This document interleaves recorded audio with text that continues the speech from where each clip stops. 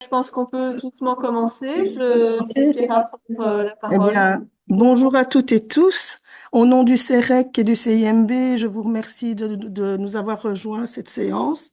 Bien, l'organisation de cette séance, elle est surtout pour pouvoir revoir ensemble les différentes modifications donc du décret et des arrêtés par rapport aux ILI. Hein. Les modifications ne concernent pas que les ILI, mais aujourd'hui, en tout cas, la séance se référera aux ILI. Et donc, nous allons voir avec Laurie et Clarisse les principales modifications tout à l'heure. Je ne peux que vous conseiller, en tous les cas, beaucoup l'ont déjà fait, mais je préfère encore le redire. Si vous avez l'opportunité, la capacité et en tout cas toutes je vais dire, si vous êtes dans les conditions de pouvoir rentrer l'agrément, faites-le. Vraiment, faites-le parce qu'en fait, d'ici 2026, vous n'allez plus avoir la capacité de pouvoir maintenir votre personnel et mener vos actions par rapport aux subsides que la région Wallonne vous donne pour l'instant. Ce qui m'amène à vous expliquer qu'en fait, vu les différentes réunions qu'il y a eu avec les fédérations et le dispositif des centres régionaux d'intégration également, le gouvernement wallon relance, mais je ne sais pas vous dire à quel moment normalement on avait pensé fin de l'année, on verra bien, un appel à projet.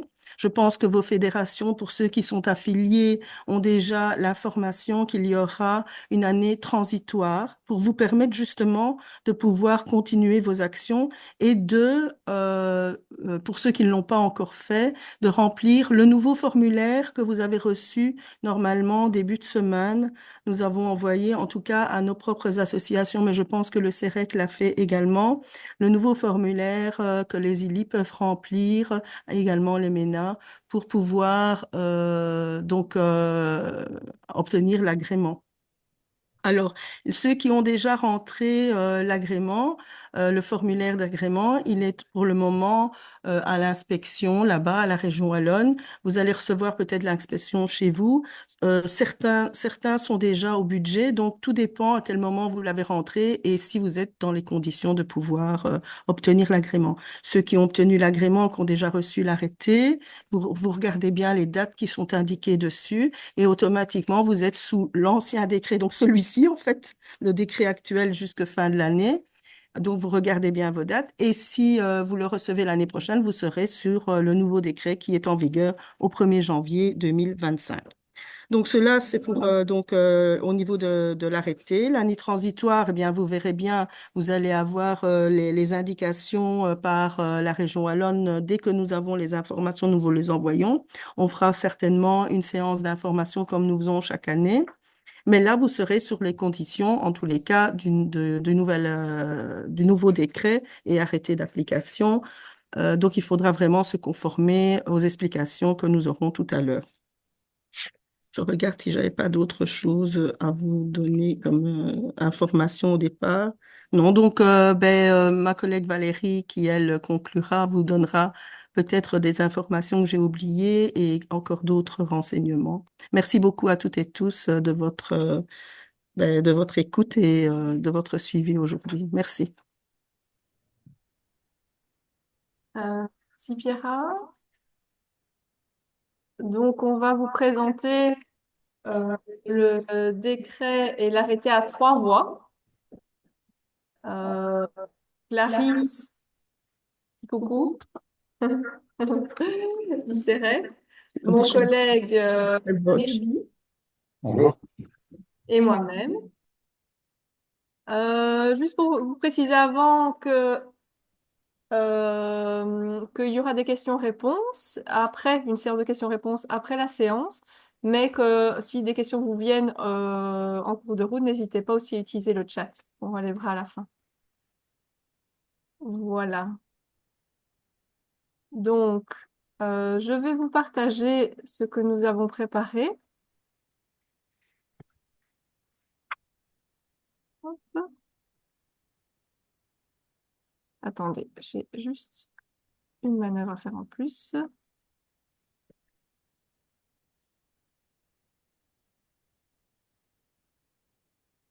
Voilà.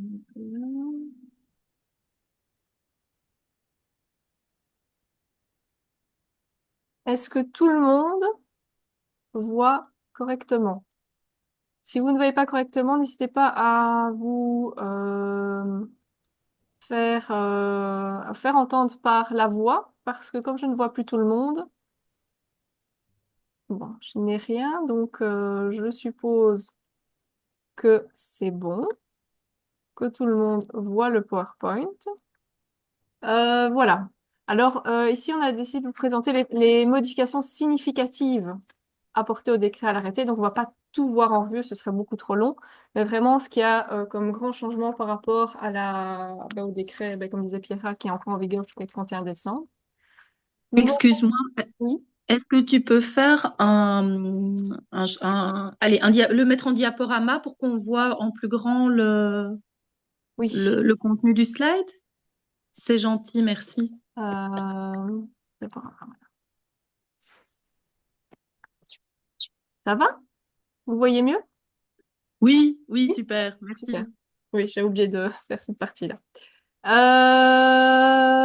Donc, vous verrez à gauche de la petite ligne bleue tout ce qui se trouve dans le décret et en parallèle, sur les mêmes sujets, tout ce qui concerne l'arrêté à droite. Donc, voilà, on va commencer tout de suite. Alors, au début du décret, là, il n'y a qu'une partie décret, hein, ce n'est pas dans l'arrêté, mais il y a un premier titre qui s'appelle définition. Il y a toute une série de définitions. Beaucoup restent identiques à précédemment. Juste, j'attire votre attention sur le fait qu'il y a une redéfinition de l'intégration, où là, il est mis bien clairement que c'est un processus à double sens. Ce que je trouve qui est intéressant quand même de rappeler, ce n'est pas uniquement de la responsabilité des personnes étrangères de s'intégrer dans la société. La société a aussi un rôle à jouer. Donc voilà, ça, il le précise au niveau du décret. Il y a aussi des définitions au niveau des MENA, où là, il précise que ce sont des jeunes âgés d'au moins 16 ans mis en autonomie et ex-MENA, 18 à 22 ans. On y reviendra après puisqu'il y a un chapitre MENA également à la fin. Et alors, petite précision aussi, c'est qu'ils élargissent la liste des opérateurs concernés par les réunions des plateformes que les centres régionaux organisent, même si dans la plupart des cas, ben, on élargissait déjà, mais là, c'est acté, on va dire. Voilà, ça c'est vraiment pour une petite introduction. Alors, il faut savoir aussi que le décret indique la création d'un comité de concertation. Avant, il y avait dans l'ancien décret, il y avait deux comités. Là, il n'y en a plus qu'un. Donc, il n'y a plus qu'un seul. C'est un comité de concertation dont l'objectif est l'échange d'informations sectorielles, la remise d'avis et le suivi des activités des opérateurs. Et l'arrêté précise que ce comité de concertation se réunit 2 fois par an et il y a toute une série de représentants, bien sûr, enfin, toute une série de membres, mais dont 5 représentants des ILI. Et Excuse-moi. Donc, Angela Yanusi de la Ligue des familles, on le recevra, le PowerPoint? oui, oui, vous recevrez le PowerPoint, la vidéo aussi, si vous le souhaitez, Ça comment va. je Donc, l'ai on va mis. juste écouter, en fait. Voilà. Après, il y aura les questions-réponses, comme je Oui, disais, d'accord, merci. ou le chat. Voilà. Et donc, il y aura 5 représentants des ILI et qui seront choisis via un appel à candidature. Voilà, alors maintenant on rentre directement dans le parcours d'intégration, mais d'abord l'organisation générale. Bon là il y a quelques informations, je n'ai rien mis au niveau du décret parce que c'est vraiment ce qui était comme précédemment. Donc pour rappel, très rapidement, le parcours est divisé en 4 axes. Le module d'accueil avec le bilan social, une séance de droits et devoirs et un test de français, mais ça on va y revenir. Euh, la formation à la citoyenneté, la formation à la langue française et l'orientation socio-professionnelle. Donc ça reste. Ce qui change et qui est précisé au niveau de l'arrêté, c'est que maintenant, il y a... Ouais, oui, c'est ça. C'est parce que mon collègue n'avait pas le... Attendez. c'est que au niveau du français, pour que la personne primo-arrivante puisse être dispensée de la formation en français, elle doit avoir un niveau A2 en moyenne. Donc, avant, on ne précisait pas. Donc, c'était la question, est-ce que c'est dans chaque compétence langagière ou pas? Et là, il est bien mis, c'est en moyenne. Donc, ce sera une moyenne. Et il est précisé aussi dans cette partie-là, au niveau de l'arrêté, que l'attestation ne peut être remise que si le taux de présence est d'au moins 80%, pardon, sauf absence dûment justifiée. Ce qui était déjà le cas avant, Mais ici, il précise une série de motifs pour justifier l'absence. Sachant qu'on va y revenir plus tard, puisqu'en fait, il renvoie à un article qui est plus bas, puisqu'il concerne aussi un autre sujet. Donc, on peut déjà dire qu'il y a une série de motifs et on va y revenir par la suite. Et au niveau de vos attestations, ben, vous devez préciser également le volume horaire et de formation suivie et le niveau atteint de formation. Ben là, on suppose que c'est pour le FLE, puisqu'il n'y a pas de niveau atteint pour les autres domaines. Voilà. Donc, comme je vous disais, il y a plusieurs parties à ce parcours. Je ne vais pas revenir sur le bilan et tout ça, puisque le module d'accueil, puisqu'il n'y a pas tellement de changements. Par contre, au niveau de l'apprentissage du français, le décret mentionne qu'il y a des organismes spécifiques qui peuvent donner cet apprentissage du français dans le cadre du parcours d'intégration. Alors, c'est les agréés ILI, donc Initiative locale d'intégration, ou les organismes reconnus par les pouvoirs publics.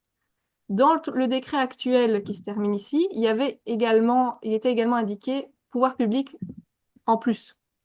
Donc non, ici maintenant, c'est que agréé ou organisme reconnu par les pouvoirs publics. Et il précise ce qu'on entend par organisme reconnu par les pouvoirs publics. Là, ça ne change pas beaucoup, mais je vous le recite rapidement. Promotion sociale, enseignement supérieur, université en communauté française, association d'éducation permanente agréée par la communauté française, le Forum, les centres, les CISP, les centres d'insertion socio-professionnelle. Et puis, ben, il reste la possibilité, une porte ouverte avec les organismes bénéficiant d'une reconnaissance spécifique. Et là, il parle toujours dans le cadre d'un appel à projet. Mais voilà. Donc, il y a quand même toujours des portes ouvertes par rapport aux opérateurs qui peuvent être reconnus dans le cadre du parcours. Et l'arrêté, lui, précise les conditions que doit remplir le formateur. Et donc là, voilà, c'est un peu long, mais je vous fais quand même rapidement le topo. Il y a 6 cas de figure. C'est d'avoir minimum un bachelier ou l'équivalent en lien avec l'apprentissage du français ou du français langue étrangère. Deuxième cas de figure, c'est toujours minimum bachelier ou équivalent, plus obtenir dans les 2 ans de leur engagement une attestation de suivi d'une formation spécifique dans l'apprentissage du français, qui est reconnue par le gouvernement. Troisième possibilité, un certificat en lien avec le FLE. Quatrièmement, validation des compétences en lien avec l'apprentissage du français ou du FLE, ce qui n'existe pas pour l'instant. Cinquièmement, un CESS, plus 3 ans d'expérience en tant que formateur FLE, plus à nouveau obtenir dans les 2 ans de l'engagement l'attestation de suivi de la formation spécifique reconnue. Ou alors, si ce n'est pas un CESS, c'est un CESI, donc secondaire inférieur. Et là, il faut 6 ans d'expérience de formateur et toujours obtenir cette fameuse attestation. Et pour tous les cas de figure, il faut aussi que le formateur ou la formatrice ait un minimum, un niveau C1 en français dans le cadre européen commun de référence pour les langues. Voilà. Donc, attendez, voilà. Toujours pour l'apprentissage du français, ben, c'est toujours minimum 400 heures, ça n'a pas changé. Par contre, la période sur laquelle peut se dérouler ces 400 heures est passée à 32 mois. Avant, c'était 16 mois. Les 400 heures devaient se faire en 16 mois. Maintenant, c'est sur 32 mois. Le décret précise aussi que les centres régionaux d'intégration, donc CRI, si vous voyez CRI, c'est Centre régional d'intégration, font le test de positionnement et de validation des acquis. Mais, je précise tout de suite qu'il est indiqué dans l'arrêté que ce sont les opérateurs qui peuvent faire ces tests, positionnement et validation, moyennement une concertation avec le centre compétent pour leur territoire. Donc voilà, ça c'est quand même important de le préciser. Alors, il est indiqué aussi que la formation, ben, forcément collective, mais elle se fait par groupe de minimum 8 et maximum 15 participants en moyenne annuelle. Avant, souvenez-vous, il fallait minimum 5. Il faut au minimum 8 heures par semaine et par groupe, et cela peut inclure des tables de conversation pour maximum un quart du volume horaire. Voilà, donc ça, on est dans la partie qui parle vraiment de l'organisation générale de l'apprentissage du français dans le cadre du parcours. On passe ensuite à la citoyenneté. Là, je cède la parole à ma collègue du CEREC, Clarisse. Bonjour tout le monde. Merci Laurie de me passer la parole. Je parlerai de la partie qui concerne la citoyenneté. Mais avant, parce que peut-être Laurie l'avait peut-être oublié, voilà, c'est juste dire que si vous avez des questions, soit vous l'écrivez dans les chats ou alors vous les poserez au moment où on aura réservé pour les questions. Donc, le parcours d'intégration, la formation à la citoyenneté, on parle le ZILI agréé. Et puis justement, Laurie l'a dit pour le FLE, il y a une précision sur les organismes reconnus par les pouvoirs publics. Et dans ces organismes-là, il y a une liste qui est justement listée dans le décret. Ici, on vous donne juste les grandes lignes, mais après, dans les documents qu'on aura à vous renvoyer, on vous enverra aussi les décrets, les textes consolidés, mais non officiels. Ça vous aidera à avoir une vue globale sur tous les changements. Et pour la formation à la citoyenneté, la période maximum est de 8 mois, puisque avant c'était 4 mois. Donc, quand vous commencez un module, vous avez 4 mois pour le finir, pas plus. Maintenant, on a prolongé jusqu'à 8 mois. Et la liste des thématiques sont aussi dans les textes du décret, mais avant, il y avait au 10e paragraphe, il y avait l'égalité des chances et des genres. Mais cette année, en tout cas avec les nouveaux décrets, ils ont rajouté un point très important sur la lutte contre le racisme et dans les thématiques des citoyennetés. Et dans les arrêtés, on parle des conditions pour les formateurs. Je vais peut-être faire un bref parallélisme entre l'ancien, donc le décret actuel et le nouveau qui commencera au mois de janvier. Il y avait les titres pédagogiques et puis l'expérience utile des 3 ans. Mais ici, dans l'écran, vous voyez que, en tout cas, les conditions pour devenir formateur, on a rallongé le nombre des cas de figure. Donc, il y a les titres pédagogiques qui est toujours d'actualité, et puis disposer d'une attestation des suivis des formations pédagogiques spécifiques, dont le contenu répond au cadre des références. Il y a les minimums bachelier ou diplôme équivalent, mais dans ces cas de figure, il faut avoir dans les 2 ans de l'engagement l'attestation qui est juste au-dessus de l'attestation des suivis des formations pédagogiques. Ou alors, il y a un autre cas de figure, c'est avoir un CESS. Et en plus de ça, 3 ans d'expérience en formation d'adultes. Et puis, l'attestation au point 2. 5e condition, c'est le CSI, plus 6 ans d'expérience en formation d'adultes. Et puis, l'attestation aussi au point 2. Ça, c'est vraiment les conditions pour devenir formateur. Moi, je pense qu'avec ces conditions ici, le secteur a beaucoup, en tout cas, influencé, a beaucoup fait remonter les difficultés de recruter les formateurs en citoyenneté, raison pour laquelle on a un peu rallongé, malgré qu'il y aura toujours un peu de difficultés, mais je pense que ça résout un tout petit peu le problème au niveau des formateurs. Dans les slides suivants,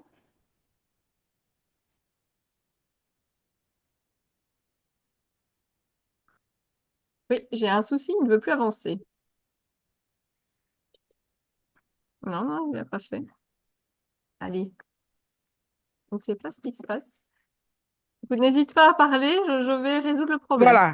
voilà. Dans les slides suivants, dans les décrets, on parle du niveau des formateurs. Donc, les niveaux, c'est les niveaux de français A2 pour les formateurs. Et puis, il y a aussi un autre aspect dans la formation à la citoyenneté. Dans les décrets courants, on sait qu'on avait l'AOC pour les personnes qui n'ont pas les niveaux A2 en français. Mais les nouveaux décrets suppriment les AOC. Et on précise que pour le ZILI qui dispense les AOC, la citoyenneté dans une autre langue que le français, donc pour les publics qui n'ont pas su atteindre les A2, il faut que... attendez. Oui. Il faut que les formateurs qui les donnent puissent avoir les niveaux C1 dans la langue d'origine. Ça va, Laurie? Oui, oui, je suis en train de le remettre. Il a bugué. Je suis en train de l'enlever, de le repartager. T'inquiète. Désolée, hein. Ah, Donc, vas-y, c'est moi qui si suis les désolée. formateurs donnent le cours de citoyenneté dans une autre langue que le français, donc en arabe ou en anglais, en turc, en russe, ces formateurs-là doivent avoir les niveaux C1 en français et minimum B1 en langue, pardon, C1 dans la langue d'origine et B1 dans la langue en français, je vais dire. Donc C1 dans la langue d'origine et puis B1 en français. Et puis avoir suivi dans les 2 ans de leur engagement la formation des formateurs. Ces mêmes conditions, la formation citoyenneté, que ce soit dans la langue d'origine ou dans la langue française, c'est minimum 8 personnes et maximum 15 en moyenne. Donc, Laurie l'a dit, les niveaux en dessous des A2, c'est dans la moyenne, hein, langagière et puis dans l'écriture. Et puis, on précise aussi dans les décrets, les attestations reçues dans d'autres communautés, les attestations de citoyenneté reçues dans d'autres communautés sont valables aussi ici en Wallonie. Mais il faut que ça soit dans la langue française. Donc, les attestations qui sont reçues, par exemple, à Bruxelles, dans la partie francophone, sont reconnues en région wallonne. Prochain slide, le parcours d'intégration. Comme on l'a vu, dans le décret actuel, le parcours était de 18 mois. Mais avec les nouveaux décrets, ça passe à 36 mois, mais sans prorogation.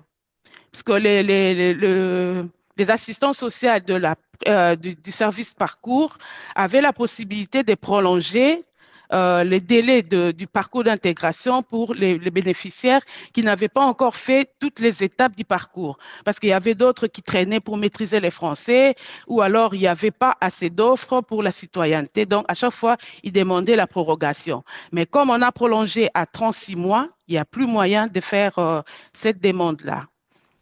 Et puis, dans les décrets, on donne aussi une liste de cas de figure pour les personnes étrangères qui sont dispensées du parcours d'intégration.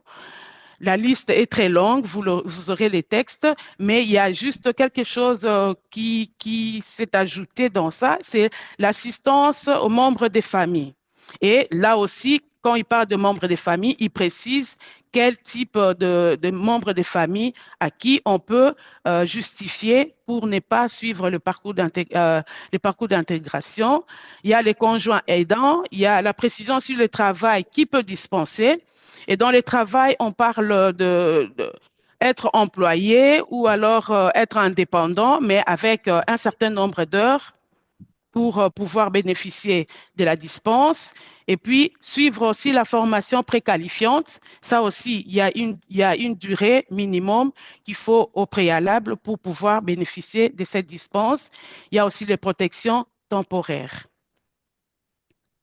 Et à chaque fois, il faut toujours préciser les conditions et présenter aussi l'attestation pour pouvoir justement les bénéficier. Donc, quand la personne arrive au CRI et présente une attestation, cette personne-là est dispensée du parcours d'intégration.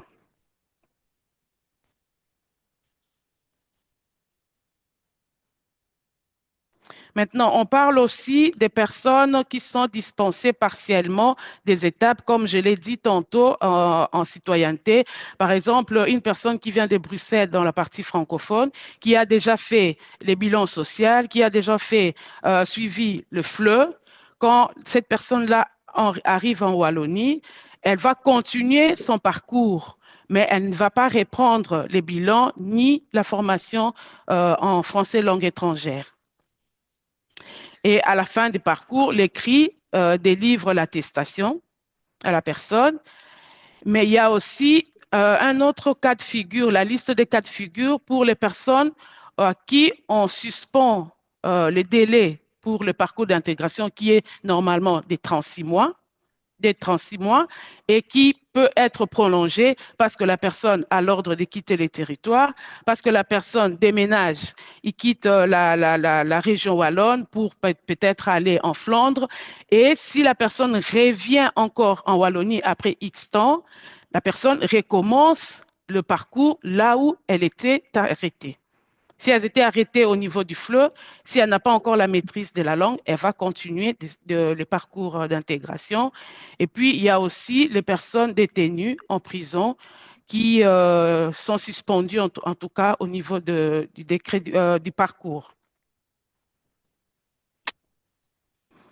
Dans l'ancien décret, c'est juste précisé, il y avait pas l'Observatoire wallon de l'intégration de personnes étrangères, mais dans les nouveaux décrets, il y a un nouveau organisme qui est mis en place pour coordonner en tout cas les actions, pour coordonner la pédagogie, la méthodologie au niveau des ILI et au niveau de tout organisme qui participe à la mise en place des activités pour le parcours d'intégration. Ici, nous allons préciser quelques missions. Pourquoi on vous parle de cet observatoire? Parce que voilà, vous pouvez peut-être vous poser la question, parce qu'il y a quand même une représentativité des ILI dans cet organisme ici. La mission, une des missions, c'est appui pédagogique et méthodologique, analytique et formatif au secteur de l'intégration. Donc là, on voit plus les outils pour pouvoir donner les cours de citoyenneté, le cours de FLE, et puis la collecte des données quantitatives du parcours, coordonner l'offre et la demande des formations en FLE. Ça, c'est au niveau du décret. Et il y a aussi un comité d'accompagnement chargé du suivi des missions de l'Observatoire. Ces comités d'accompagnement, dans les arrêtés, on parle du conseil d'administration de l'Observatoire où on a une ILI qui est représentée. Et dans les missions, c'est la collecte d'infos auprès des opérateurs FLE, analyse des données sur l'offre de services, recensement, harmonisation des outils existants en FLE. Et les missions du comité d'accompagnement de l'Observatoire, c'est dans ces comités-là, l'ILI aussi est représentée par une personne.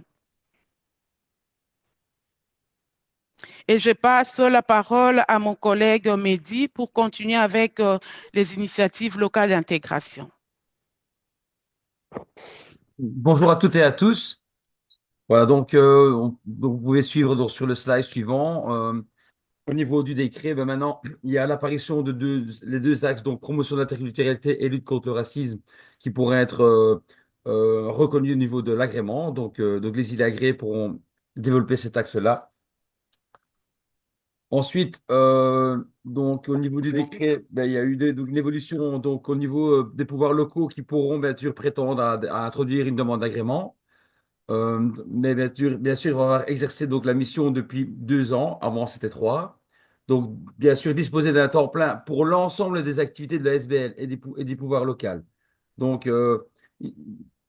qui est un mi-temps ou un quart-temps, l'important, c'est qu'il y ait un temps plein reconnu dans l'ensemble des activités pour la SBL. Voilà. Alors maintenant, il est plus nécessaire de disposer d'un secrétariat et d'une salle de réunion qui accueille 20 personnes, mais avoir des locaux adaptés aux missions et plus pouvoir répondre aux conditions de salubrité et de sécurité. Donc, l'importance d'avoir l'attestation des pompiers et autres pour pouvoir avoir un local adapté, quoi. Enfin des locaux adaptés.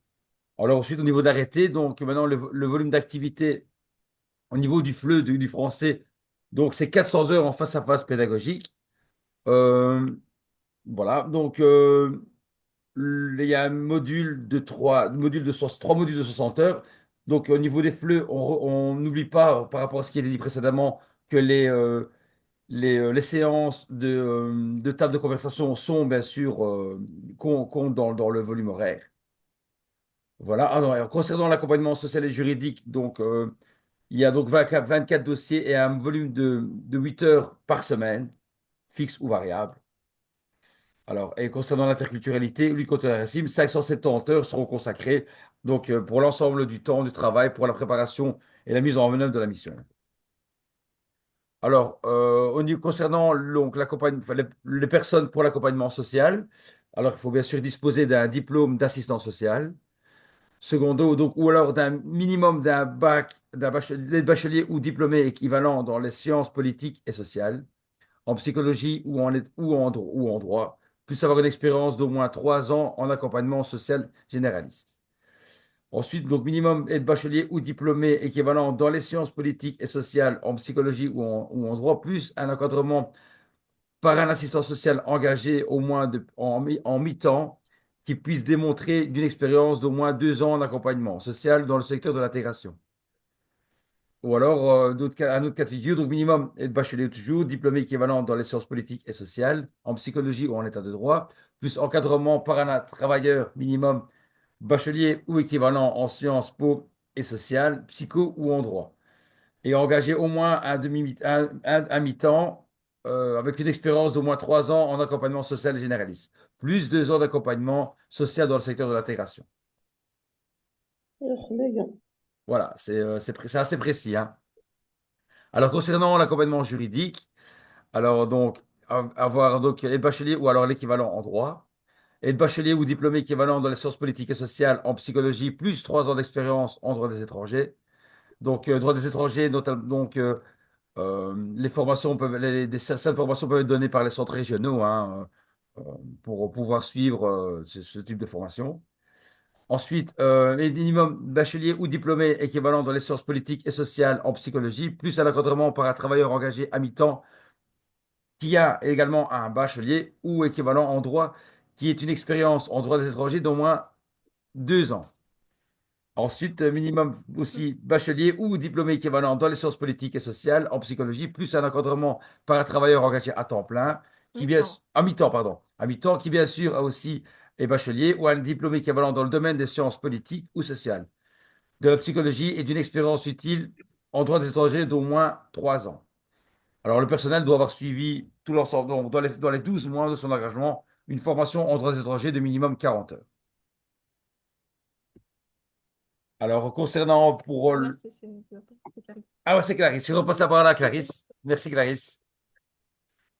Merci à Merci, vous de votre Mehdi. attention. Je vais continuer avec l'axe interculturalité. Dans cet axe ici, je vais peut-être faire le rappel de tous les axes qu'on a eus dans le décret actuel.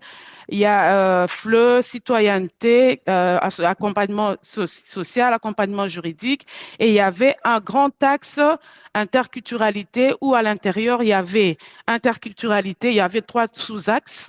Interculturalité, lutte contre le racisme et puis duo vers l'inclusion. Mais dans les nouveaux décrets, ils ont supprimé le grand axe interculturalité pour mettre un axe supplémentaire interculturalité et puis un autre axe lutte contre le racisme. En tout cas, dans les axes, le duo vers l'inclusion n'est plus inscrit. Et pour parler de l'axe interculturalité, les personnels qui veulent rentrer, en tout cas les personnes, les opérateurs qui veulent rentrer l'axe interculturalité, ils doivent avoir au sein de leur organisme les personnels qui ont un minimum bachelier ou diplôme équivalent, disposer d'une attestation des suivis des formations pédagogiques spécifiques dont les contenus répondent au cadre des références adoptées par la région wallonne. Là, on parle de la formation de la FOFO sur les thématiques de l'interculturalité. Il y a le CESS, plus 3 ans d'expérience en animation d'adultes, le CESI, plus 6 ans d'expérience en animation d'adultes, et puis le personnel. Comme je l'ai dit tantôt, il y a 2 types de formations qui doivent suivre. Les personnels doivent suivre également la formation FOFO, mais sur les modules de citoyenneté. Le deuxième point, la différence entre les 2 formations, le deuxième point où on doit avoir une attestation de suivi, c'est une formation qui sera mise en place par les CRI pour former les opérateurs qui vont mettre en place l'axe interculturalité. La formation se prépare, elle n'est pas encore comment dire, mise en place en tout cas pour l'instant, mais dès l'année prochaine, il y aura une formation de 150 heures et puis 30 heures de stage. En tout cas, peut-être il y aura des modifications, mais on reviendra vers vous avec toutes les infos complètes. 30 heures de stage et puis un travail pour justement un travail fait par les participants pour cette formation, qui aurait suivi cette formation. Mais vous aurez toutes les infos au moment opportun. Et puis, le personnel doit avoir le niveau C1 en français. Maintenant, au niveau des locaux, dans le décret, dans l'article 248-3, on parle le locaux pour le FLE et citoyenneté. Les locaux doivent être adaptés au volume d'activités agréées et au nombre d'apprenants, être équipés de supports pédagogiques adaptés, d'un éclairage et d'une aération et être à l'abri des perturbations externes. Pour FLE et citoyenneté. Pour l'accompagnement socio-juridique, être adapté à la tenue d'entretiens confidentiels. Et les locaux doivent être mis à disposition dans le respect de la réglementation en matière de sécurité, de protection et de bien-être au travail. Dans son article 248-4, pour FLE et citoyenneté, les opérateurs doivent compléter les formulaires L1, L2 et L3 en distinguant des heures de présence effectives et des heures assimilées. Ces données, donc les formulaires sont conservés pendant 3 ans chez l'opérateur. Et puis les précisions sur les missions de l'accompagnement social. Ça aussi, c'est une nouveauté puisque dans l'ancien décret, on n'avait pas cette précision ici que l'accompagnement social peut aussi se faire en distanciel avec les bénéficiaires. Précision sur les missions de la promotion de l'interculturalité et de la lutte contre le racisme. La liste, en tout cas, est très longue. On n'a pas voulu tout mettre ici, mais dans les textes, vous verrez quelles sont les missions que les opérateurs qui veulent mettre en place l'axe interculturalité doivent remplir. Et puis, l'activité doit viser un grand public, les travailleurs, les volontaires, les personnes étrangères ou les groupes mixtes. Dans cet axe ici, il y a 2 catégories. Donc, il y a l'interculturalité et dans l'interculturalité, il y a la sensibilisation. Dans la sensibilisation, il y a la sensibilisation sur les réalités migratoires, sur la déconstruction des préjugés, sur la déconstruction aussi des stéréotypes. Il y a la sensibilisation des codes culturels des sociétés d'accueil. Il y a les projets collectifs interculturels, donc la participation sociale, culturelle, politique et économique. Mais je vous ai dit, dans les axes, il n'y avait pas l'axe duo vers l'inclusion. Mais ici, dans l'interculturalité, les personnes, les élus qui vont mettre en place l'axe interculturalité peuvent aussi inclure les activités sur les duos vers l'inclusion. Pour l'axe lutte contre le racisme, ça peut être les activités sur l'information, l'accompagnement des victimes, la sensibilisation sur la législation, la compréhension des mécanismes du racisme, pratique des luttes.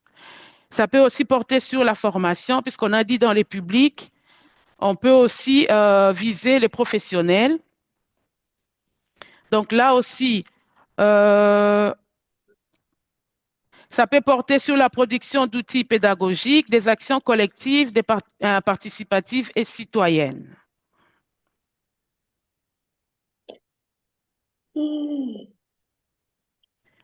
Dans la durée de l'agrément est pour une durée illimitée, mais le gouvernement peut octroyer une subvention annuelle à titre d'intervention dans les dépenses des personnels et des fonctionnements liés à la réalisation des missions. Ça, c'est dans les décrets. Et dans les arrêtés, il y a toute une liste de documents à disposés pour constituer les dossiers des demandes d'agrément. Dans l'article 251, on parle de les forfaits pour le module de FLE et de citoyenneté. Il y a un forfait de 90 € indexé par heure des face-à-face pédagogiques. Et pour l'accompagnement social et juridique, c'est un forfait aussi de 90 € indexé par heure d'entretien. Pour l'axe interculturalité et lutte contre le racisme, le montant est plafonné à 40 000 € indexés par opérateur.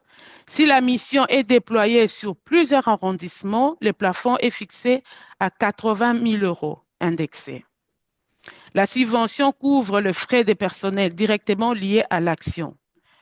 Il y a aussi, en plus, des frais de personnel périphérique, mais dans ces cas-là, ça ne peut pas dépasser les 40% de la subvention. Et la subvention est due intégralement lorsque l'opérateur remplit les 90% des objectifs à atteindre dans ses missions. Maintenant, dans l'article 251, on parle de l'apparition de heures assimilées. Qu'est-ce que ça veut dire? Parce que je me souviens, il y a un opérateur qui m'avait posé la question.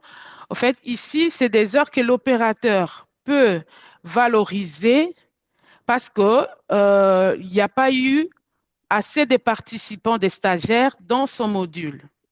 Par exemple, vous avez eu 9 participants. Mais il y a un jour, il y a eu grève des bus ou bien intempéries. Deux participants ne sont pas venus, donc vous êtes rabaissé à 6 participants, qui n'est pas les minimums requis pour un module de citoyenneté. Dans ces cas, vous pouvez valoriser ces heures-là de formation. Mais il faut faire attention, si c'est des intempéries, prélevez la gazette, imprimer, garder cette page-là comme justificatif. Comme quoi, il y avait intempéries ou bien il y avait grève des bus. Si les participants sont aussi malades, congé de maternité, elle doit vous donner des justificatifs. Et ces justificatifs, vous les gardez pour dire que voilà, je n'ai pas eu assez de participants parce que autant étaient malades, autant étaient absents.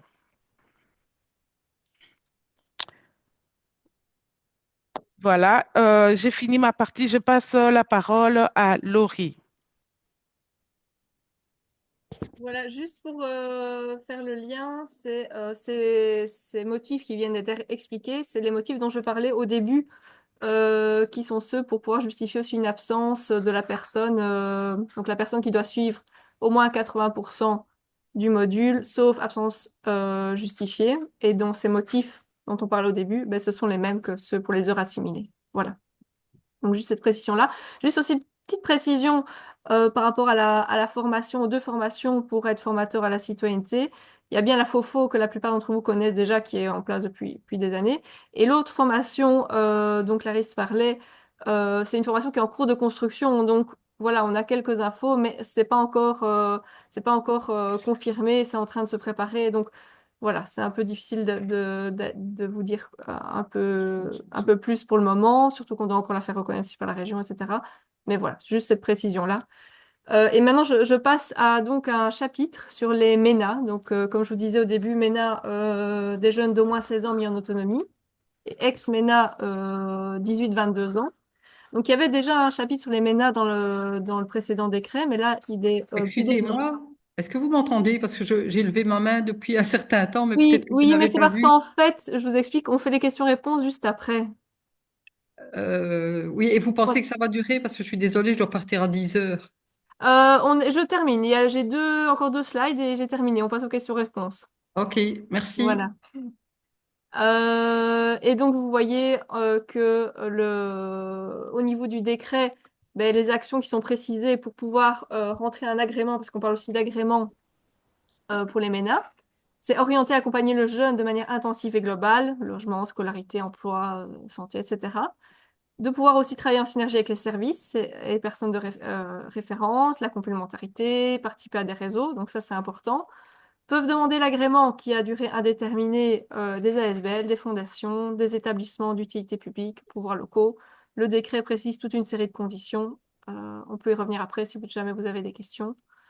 L'arrêté précise le personnel qui doit être bac assistant social, assistant psycho, auxiliaire social, éducateur, infirmier social ou assistant juridique, ou master en social, humaine ou sociale, droit ou équivalent. L'arrêté précise aussi tout ce qu'il faut pour le dossier d'agrément, hein, comme aussi pour les IA et tout ça. Donc là, on l'a pas, voilà, on n'a pas tout mis, mais on peut y revenir si jamais vous souhaitez. Et contrairement aux autres, aux ILI dont on a parlé avant, ici, il y a une programmation. Qu'est-ce qu'on entend par là? C'est qu'il y a un maximum de services qui peuvent, enfin, en tout cas, un maximum de TP ici, donc d'équivalent temps plein, qui peuvent être alloués à une province. Donc, comme notre province, c'est le Hainaut, mais c'est 4,5 équivalent temps plein. Et donc, c'est un ou plusieurs services qui peuvent se répartir jusqu'à maximum 4,5 équivalent temps plein pour cet agrément MENA. Et la subvention annuelle est plafonnée à 86 000 € indexés par équivalent temps plein. Voilà, alors ben voilà, dernière slide. C'est donc le décret se termine par les dispositions transitoires pour dire qu'en fait les opérateurs agréés, que ce soit les ILI, que ce soit les centres régionaux, etc., ont un délai de 2 ans pour se mettre en conformité avec les dispositions de ce nouveau décret. Le décret et son arrêté entreront en vigueur, ben, on l'a déjà dit plusieurs fois, le 1er janvier 2025, tout bientôt. Et il faut savoir que les nouvelles dispositions ne seront pas applicables aux primo-arrivants qui ont commandé leur titre de séjour avant le 1er janvier 2025. C'est-à-dire que pendant quelque temps, il va y avoir deux régimes, entre guillemets. Euh, toujours les dispositions de ce décret-ci pour ceux qui ont leur titre de séjour avant le 1er janvier et tout ce qu'on vient de présenter pour ceux qui auront leur titre de séjour à partir du 1er janvier 2025. Voilà, voilà. Ben, donc, on a fini de vous présenter le décret et son arrêté. J'espère qu'on n'a pas été trop rapide, mais en tout cas, si vous avez des questions, c'est le moment, c'est l'instant. Je Je vous en peux? prie. Oui? Ah, c'est gentil, merci. Pour les conditions, on fait référence toujours à une personne à temps plein. La SBL La Concorde a introduit une demande d'agrément et j'avais cru comprendre que cette condition allait être revue dans les modifications du décret. Or, je vois qu'il n'en est rien. Donc, on doit toujours justifier d'une personne à temps plein 1 an avant la demande d'agrément. C'est bien ça, vous le confirmez? Il faut un temps plein pour l'ensemble des activités. Donc, pas Oui, mais forcément. des quatre axes. Oui, enfin, de l'ensemble des activités de la SBL, hein, pas forcément citoyenneté, etc., mais de l'ensemble. Il faut que la SBL puisse prouver qu'elle a dans son personnel au moins un temps plein. Non, parce que nous avons une activité de bibliothèque, mais donc c'est uniquement un temps plein dans les quatre axes qui font l'objet du décret. Donc, Clarisse veut prendre la parole. Elle va vous répondre. c'est Je voulais gentil, peut-être merci. préciser pour Anne-Marie, par exemple à la bibliothèque, s'il y a un bibliothécaire qui s'occupe de la bibliothèque et peut aussi donner la formation à la citoyenneté, le FLE. Donc c'est vraiment dans l'ensemble des activités, pas seulement sur les axes de la région wallonne. Donc, c'est vraiment dans son nom. Si il est, par exemple, dans l'administration, dans l'administratif, et qu'il donne aussi le cours de FLE ou de citoyenneté, cette personne-là peut être mise en valeur pour la demande d'agrément. Oui, ça j'avais bien compris, mais de la réponse de Monsieur Dricot à l'époque, il m'avait semblé qu'on allait alléger ce temps plein, parce que donc alors la SBL ne rentrera pas dans les conditions. Parce que je des personnes dans le personnel de bibliothèque qui a une formation adéquate, soit pour le FLE, soit pour la citoyenneté, sauf si évidemment pendant les 2 ans en cours de transition, ça pouvait se faire, mais voilà. Ah oui, effectivement, il y a toute une série de conditions. Il faut remplir toutes les conditions pour pouvoir rentrer l'agrément. Ok, merci beaucoup. Maintenant, ce que je vous invite, c'est après, il y a des cas particuliers, chacun revenir vers son centre et on peut voir aussi étudier votre situation particulière, association ou par association, hein. Ah ben c'est gentil, ça va, je n'y manquerai pas. Merci beaucoup. De rien. J'ai vu que dans le chat, il y avait d'autres questions, notamment l'objectif quantitatif des permanences, 24 dossiers par semaine à raison de 8 heures par semaine. La personne se demande si ça implique 6 dossiers par heure. Non, en fait, c'est... Ah, Clarisse, vas-y. Ah, c'est 24 par an, Oui, c'est pas par semaine. voilà. C'est minimum 24 dossiers suivis qui sont par an et c'est de pouvoir proposer au public effectivement au moins 8 heures de permanence par semaine. Est-ce que c'est plus clair pour la personne qui a posé la question? C'est bon. Pendant que je prends les autres questions dans le chat, je te laisse la parole, Zoé. Ouais, plusieurs questions. Euh, ah, il y a un écho, désolé. Plusieurs questions. Nous, on a introduit une demande d'agrément en 2024 pour 3 axes, sociaux, juridiques et citoyenneté, et on va introduire interculturalité. On va être sur 2 fonctionnements différents, en fait, puisque la première demande a été introduite avant le nouveau décret. Enfin, j'ai l'impression qu'on va devoir fonctionner sur 2 différentes. Ça va être un peu compliqué, mais bref. Euh, Moi, j'ai une question, enfin, j'ai plusieurs questions, du coup, je les pose toutes.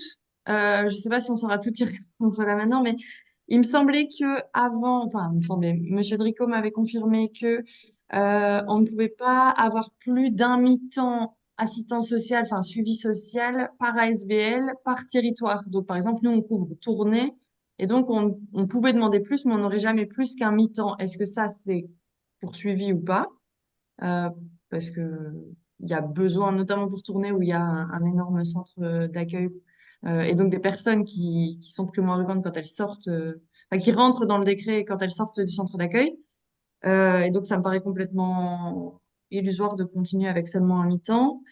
Euh, Au niveau de l'interculturalité, du coup, j'ai l'impression qu'on doit au minimum, pareil, avoir un mi-temps quand on regarde le volume horaire d'activité minimum, c'est qu'on peut prétendre à, on doit avoir minimum un mi-temps sur les activités interculturalité, 570 heures par an, c'est un mi-temps.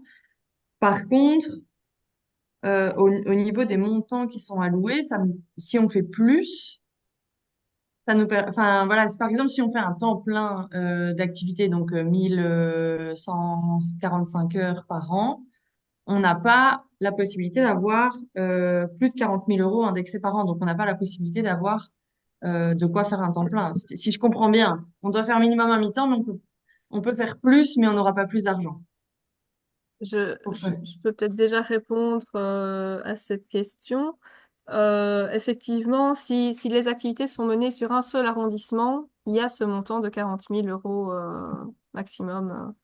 Si par contre l'action est menée sur plusieurs arrondissements, il y a moyen d'avoir plus, comme on l'avait signalé. Mais voilà, OK. c'est vraiment une question alors de couverture de territoire.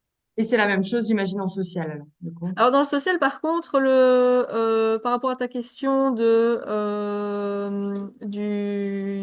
avoir maximum un demi TP, je sais bien qu'à tout un temps, dans les modifications du décret, il y avait une idée de programmation de X Mhm. opérateurs ou de X, mais ça à part dans les MENA où je l'ai cité, où il faut se partager D'accord. 4,5, cette logique de programmation n'est plus là pour les axes IDI. Ça OK. n'est plus dans le décret ni dans l'arrêté, en tout cas. Et du coup, je rebondis, dernière question, justement sur les services d'accompagnement des MENA et ex-MENA. Est-ce qu'il est prévu que les centres régionaux d'intégration assurent un rôle de coordination, notamment pour la couverture territoriale, pour la programmation, dans le sens où, enfin, nous, on a été contactés directement par la coordination des services MENA et ex-MENA qui nous demande si on compte rentrer une demande d'agrément là-dedans. Euh, Comme il y a 4 ETP et demi sur toute la province, c'est quand même important qu'il y ait une couverture territoriale qui soit faite. Est-ce qu'il est prévu? Parce que donc la coordination des services ne fera pas cette concertation d'opérateurs. Est-ce que les centres régionaux d'intégration vont faire cette concertation? Je veux dire, je dis pas que nous, on va le rentrer, j'en sais rien du tout, mon CA doit se positionner, mais en tout cas, il y a des besoins à tourner, et en Wallonie-Picarde, le risque soit que tous les temps pleins, par exemple, se retrouvent dans le sud de la province, et que les MENA qui sont installés dans la région n'aient pas d'accompagnement. ou en tout cas les MENA qui sortent, en tout cas de la phase 2, puisqu'il n'y a plus de place en phase 3. Et donc, est-ce il est prévu une réunion d'ici l'introduction de la demande d'agrément qui doit être faite pour le 30 janvier ou plus tard, pour justement les opérateurs qui pourraient rentrer là-dedans pour s'assurer d'une bonne couverture territoriale ou pas? Je laisse la parole à Pierre. Ou Valérie. Ou Valérie, je ne sais pas laquelle des deux il fallait prendre la parole. Tu fais ou je fais? Attends, voilà, Valérie, on sera. Ben, moi, je ne saurais pas répondre à la Voilà. question. On n'a En, pas été aussi loin dans. en fait, jusqu'à présent, on n'a pas eu cette coordination-là qui était Non. donnée à d'autres par la région wallonne. Et donc, le DISCRI, tout un moment, effectivement, l'a fait. Puis après, ça a été repris. Et, euh, et donc, on ne nous a pas, en tous les cas, donné cette mission. Maintenant, on peut aussi poser la question, mais on va être très tard pour pouvoir s'y prendre. Euh, voilà. Euh, Maintenant, comme d'autres qui sont venus s'informer par rapport à l'agrément qu'on a aidé et bon, moi-même je l'ai fait pour certaines associations, on peut éventuellement aider, accompagner, mais disons que nous n'avons pas directement eu cette coordination à devoir faire, voilà. Mais il faudra peut-être poser la question qui va pouvoir suivre les MENA qui rentrent l'agrément. Stéphane voulait réagir. Oui, vous m'entendez? Oui, voilà. En tout cas, il y a déjà une concertation wallonne pour les MENA qui est Oui. organisée avec Sophie Hubert, et il y a sur le Hainaut une autre plateforme aussi, mais elle a pilotée par réseau avec H. Donc au niveau, on n'aime pas trop le mot, la santé mentale et le bien-être des jeunes en exil. Et donc là aussi, il y a des rencontres assez régulières avec différents acteurs, notamment au niveau de la protection de la jeunesse et autres. Je ne sais pas si vous êtes au courant de cette plateforme. Moi, j'en fais partie. Si vous êtes intéressé, après, on peut dialoguer ou en tout cas par mail et je peux vous donner les infos parce que là aussi, il va y avoir des accompagnements qui vont être opérationnalisés. Il y a déjà eu, à l'initiative des CRI et de réseaux notamment, des colloques autour de la prise en charge des ménages sur les questions socio-juridiques et autres. Donc, il y a déjà toute une réflexion qui est déjà lancée depuis des mois. Oui, oui, Après, à laquelle nous on participe, hein, enfin, je veux dire, Oui, c'est ça que participe j'allais dire. au Oui, c'est colloque ça que de j'allais dire. réseau et tout ça, mais Oui. je veux dire, c'est Elle plutôt, voulait il y a savoir s'il là y avait une 4 temps plein et demi coordination. oui. Oui. qui vont être donnés. La Wallonie-Picarde a quand même 2 énormes centres d'accueil Mhm. qui accueillent tous les deux des MENA en phase 2. C'est qui On sait qu'il n'y a pas de place en phase 3. De toute façon, pour le moment, c'est bouché. Donc, les MENA sont mis en autonomie d'office à la sortie de la phase 2. Et pour autant, actuellement, moi, le contact que j'ai avec la coordination Wallonne, MENA et ex-MENA, c'est qu'il n'y a pas d'opérateur sur Tournai-Moucron qui, pour le moment, introduit une demande d'agrément. Enfin, je veux dire, à un moment, il va falloir quand même. Et donc, se pose la question, est-ce qu'à un endroit, il y a une genre de concertation sur la couverture territoriale ou pas? Ce serait con. Je veux dire que nous, on dise, OK, bah, on y va parce qu'on est dans les conditions pour le faire, alors qu'un opérateur, en fait, finalement, a décidé de lancer son service MENA et le fasse et dire, ça sert à rien de se foutre en concurrence. Du boulot, il y en a pour tout le monde, quoi. Moi, c'est plutôt ça. C'est plutôt le faire en bonne intelligence parce qu'introduire une demande d'agrément, ça prend un temps considérable. Et Oui, derrière. oui, moi, je comprends le principe et on va revenir vers peut-être la région wallonne et revenir vers vous ensuite pour en OK. discuter. Et il y a les plateformes également. Il y a peut-être moyen de faire quelque chose de concerté pour que vous soyez rassurés par rapport à tout ça. Voilà. Ok. Je prends une autre question du chat. Euh, Est-il envisageable de rentrer une demande d'agrément en partenariat entre plusieurs opérateurs? Si oui, quelles seraient les modalités?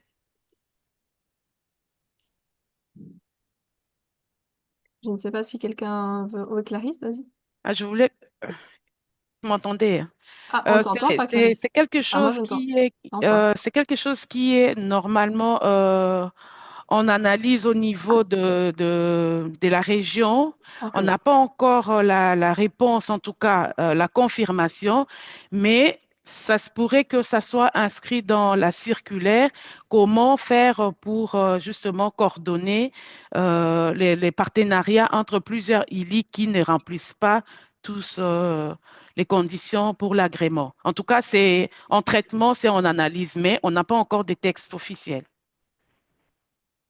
Ce qu'il faut savoir, en règle générale, c'est qu'il y a encore quand même pas mal de questions qui se posent sur l'application de ce décret, hein. Donc, il y a pas mal de questions qui remontent des ILI, des fédérations ILI, des centres régionaux, vers le cabinet, vers la région. Parce que bon, c'est vrai qu'il y a encore des questions en suspens et dont on attend certaines réponses, certaines qu'on a eues, certaines qu'on attend encore. Donc voilà, on n'aura peut-être pas toutes les réponses à vous apporter ce jour à toutes vos questions, mais on fera pour un mieux et on reviendra vers vous dès qu'on aura d'autres réponses. Euh, Il y a aussi une question par rapport au fait d'exercer les missions depuis 2 ans pour l'agrément. Je suppose qu'on parle de l'agrément ILI. Et la personne demande sous les conditions anciens ou nouveaux décrets. Les 2 ans, c'est nouveau décret. Avant, c'était 3. Enfin, maintenant, maintenant, le décret actuel, donc jusqu'au 31 décembre, c'est 3. Et nouveau décret à partir du 1er janvier, c'est 2. 2 ans d'expérience dans la mission. Je sais pas si pour la personne, c'est clair. Ok, il n'y a pas de réaction. Donc, je passe à la question suivante du chat. Il y a eu une personne qui demande s'il y a des infos sur les exigences concernant les locaux. L'attestation du bourgmestre reste-t-elle obligatoire dans tous les cas ou uniquement si le rapport des pompiers a émis des réserves? Donc, la personne dit, je me réfère au nouveau formulaire d'agrément que nous avons reçu cette semaine. Attends, je dois remettre... On m'entend? On m'entend? Je dois remettre mon son. Voilà. En fait, vous avez reçu des informations de la région Wallonne par rapport aux documents que vous avez rentrés des pompiers qui doivent avoir une validité de 4 ans. Je ne sais pas qui a posé la question par rapport à ça. C'est moi. Zoé, c'est ça? Euh, Oui, c'est vous. Dites-moi. non, non, Mireille, Fifé Mireille, Mireille. dites-moi. Alors, donc, j'ai posé la question parce que pour l'instant, nous avons rentré une demande au mois de septembre pour l'agrément, Oui. donc pour l'axe accompagnement social et juridique. Mhm. Et parmi les documents à compléter, on nous a demandé d'utiliser donc l'annexe 2 pour l'attestation Oui. du bourgmestre. Qui est Donc, là? c'est le seul document qui manquait. Oui. Par contre, cette semaine, nous avons reçu un formulaire agrément ILI, Oui, c'est le nouveau mais sur base formulaire. du nouveau décret. Donc, le futur formulaire qu'on va rentrer à partir du mois de janvier, Mhm. nous l'avons reçu cette semaine. Et sur ce formulaire-là, on mentionne qu'il faut l'attestation du bourgmestre uniquement si on émet des réserves, si le rapport des pompiers émet des réserves sur les lots. Alors, donc, je voulais m'en assurer parce que dans ce cas-là, nous, on arrête tout en ce qui concerne la demande d'agrément que nous avons introduite au mois de septembre parce que c'est ce document-là qui bloque. Voilà, je voulais avoir la confirmation. Est-ce que ce sera le cas également au mois de janvier, cette exigence de cette attestation annexe 2 qui doit être remplie par le bourgmestre? Oui, l'annexe 2 est obligatoire. Elle est obligatoire. Et donc, elle est obligatoire et elle doit être dans la validité de 4 ans. Donc, ça veut dire que si jamais vous rentrez une que vous avez déjà et qui n'est pas valable, eh ben, elle passera pas. On va vous demander de refaire à nouveau la demande. Et ici, effectivement, l'annexe 2 est toujours obligatoire à remplir par le bourgmestre. Donc là, ils sont exigeants à ce niveau-là. Vous n'allez pas avoir... Parce qu'à un moment donné, on dit qu'on peut avoir l'agrément et 2 ans pour se mettre en règle, mais ça pas. Il faut avoir l'attestation dès le départ, l'attestation avec l'annexe 2 du bourgmestre. Alors, il y a un souci avec le nouveau formulaire qu'on Oui, a c'est nouveau reçu. formulaire. Parce que je vous lis le nouveau formulaire. Je vous lis ce que le nouveau formulaire dit. Donc, le rapport du service incendie sur la conformité des locaux aux normes de sécurité en vigueur ou le cas échéant, l'attestation du bourgmestre.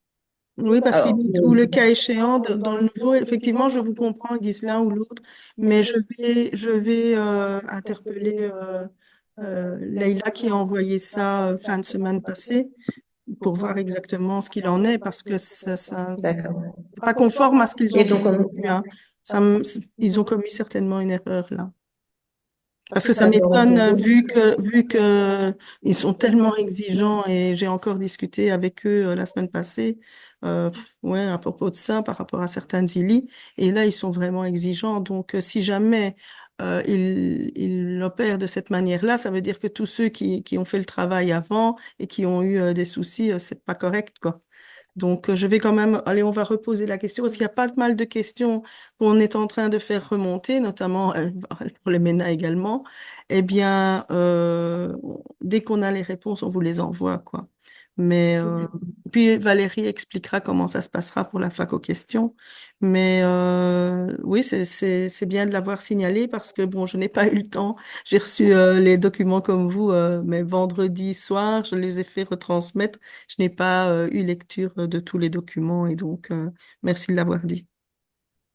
D'accord. Et on aura un retour donc via Clarisse? Et Ah, bah, le retour, de toute façon, on va le faire à tous les opérateurs. Il lit que ce soit du CEREC et du D'accord. CIMB, hein. Oui, oui, tout à fait. D'accord. Merci. il y a une autre question dans le chat au niveau des heures assimilées. Je vais couper. Euh, un participant malade pendant les 3/4 de la formation FIC pourrait valider sa formation FIC, point d'interrogation.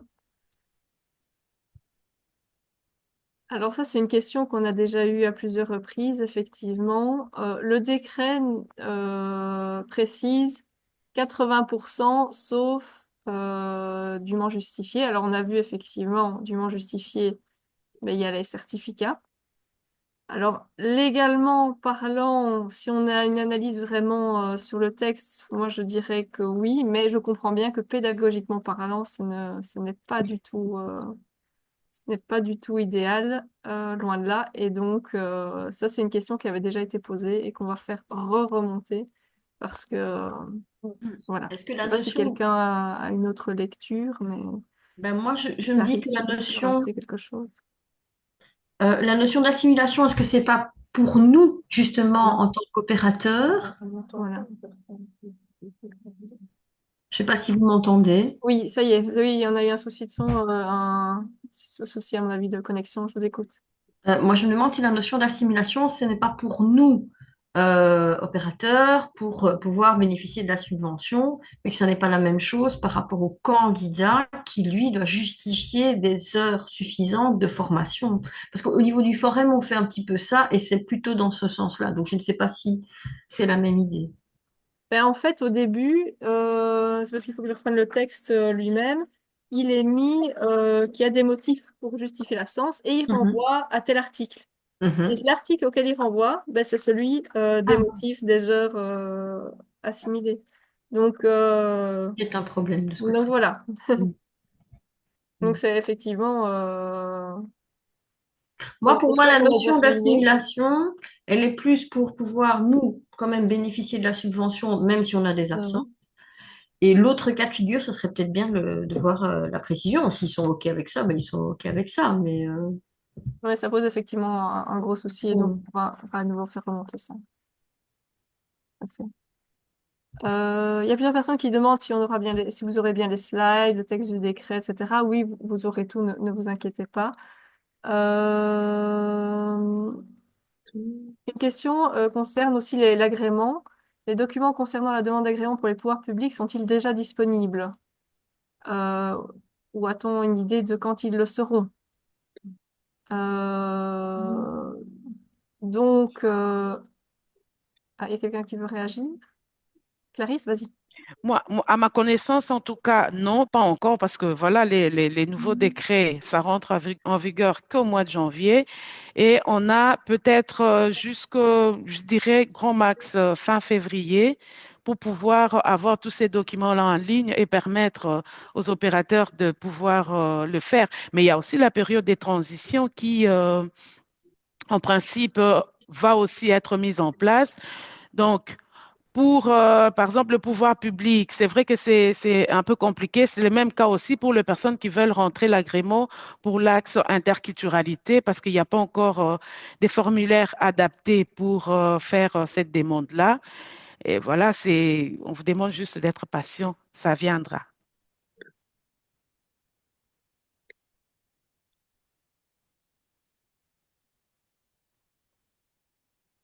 Pour ma part, Il y a une question sur est-il possible de faire appel à un opérateur pour organiser sur son territoire les modis citoyenneté? Les nombres minimum est-il bien 8?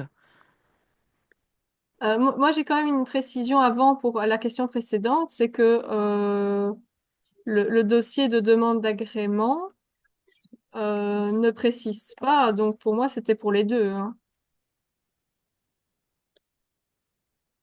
Enfin, quand je dis les deux, les associations et les... À moins que je ne l'ai pas... J'ai loupé quelque chose. En fait, C'est un Ève dossier pour parle les du deux, hein. formulaire en ligne C'est ça que je me posais comme question. Il y a pas- dans le portail. Ah, dans le portail. Là, dans le portail, ce sera dans les prochains jours, ils ont dit. Dans les Pardon, portails. excusez-moi. J'avais pas compris la sous-titre. Ouais. Excuse-moi, Clarisse. Vas-y. Oh, il n'y a pas de Ta souci. question. Il y avait une question sur l'opérateur pour organiser sur son territoire. Normalement, c'est faisable, hein. Maintenant, je suppose il y a moyen d'organiser une formation sur un autre territoire. Mais maintenant, il faut passer par l'écrit qui est en charge de ces territoires-là.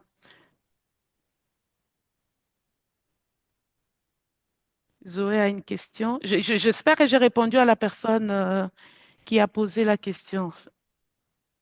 Merde.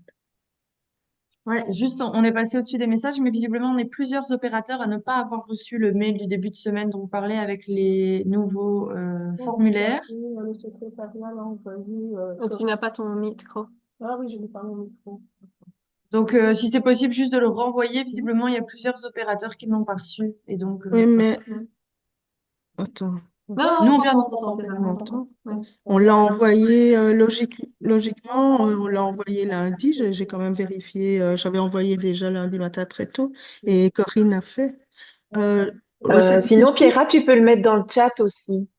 mais tu l'as envoyé aussi, c'est REC aux opérateurs? Moi, je pense pas, Clarisse, hein. Pas encore. Ah, mais alors ce sont ceux du CEREC qui ne l'ont peut-être pas encore reçu. Et apparemment, Zoé Non, non il y a plus. Est-ce tourné. qu'il est là? Zoé sur Parce que... Non, la CILD. PIC de la pas reçu, on vient de vérifier toutes les adresses mail, on l'a pas reçu. Ah. Allez. Parce que normalement, vous auriez même dû le recevoir plusieurs fois, vu qu'on l'a envoyé aux plateformes et au listing ELI. Donc, on va voir ce qui s'est passé, mais normalement... Mais Je vais si vous vérifier. l'avez sous la main, vous pouvez le partager dans le chat normalement, hein. Clarisse, je te laisse faire. Maintenant, profitez pour l'occasion pour les opérateurs du CEREC, hein. On le fera d'ici là, donc désolé pour le retard. Non, c'était la question par rapport aux opérateurs. Je pense que j'ai répondu. Je ne sais pas, je n'ai pas eu la réaction de la personne qui a posé la question. Je suppose que c'était bon. Il y a une question, c'est est-ce que les attestations des niveaux atteints en français mentionnés dans l'article 234 peuvent être assimilées à la reconnaissance du niveau global A2? 234.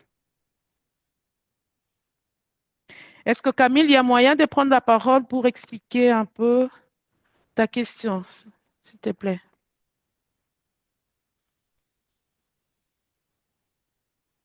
Camille, tu nous entends? Ah.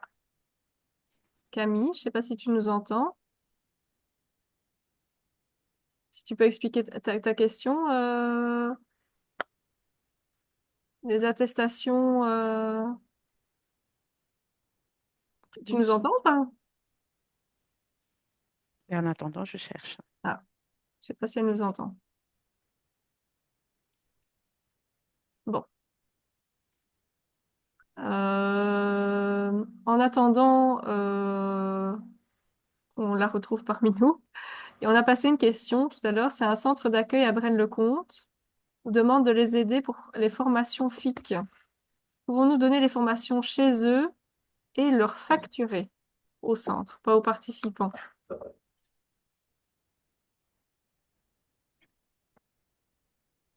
Donc,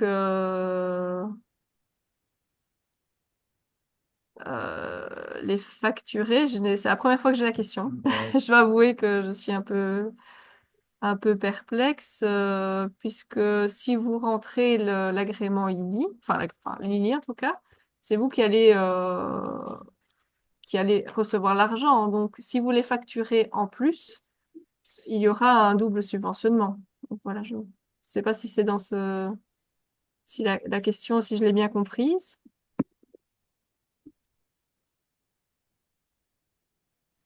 Je peux peut-être intervenir si, Oui, Pina? si vous m'entendez.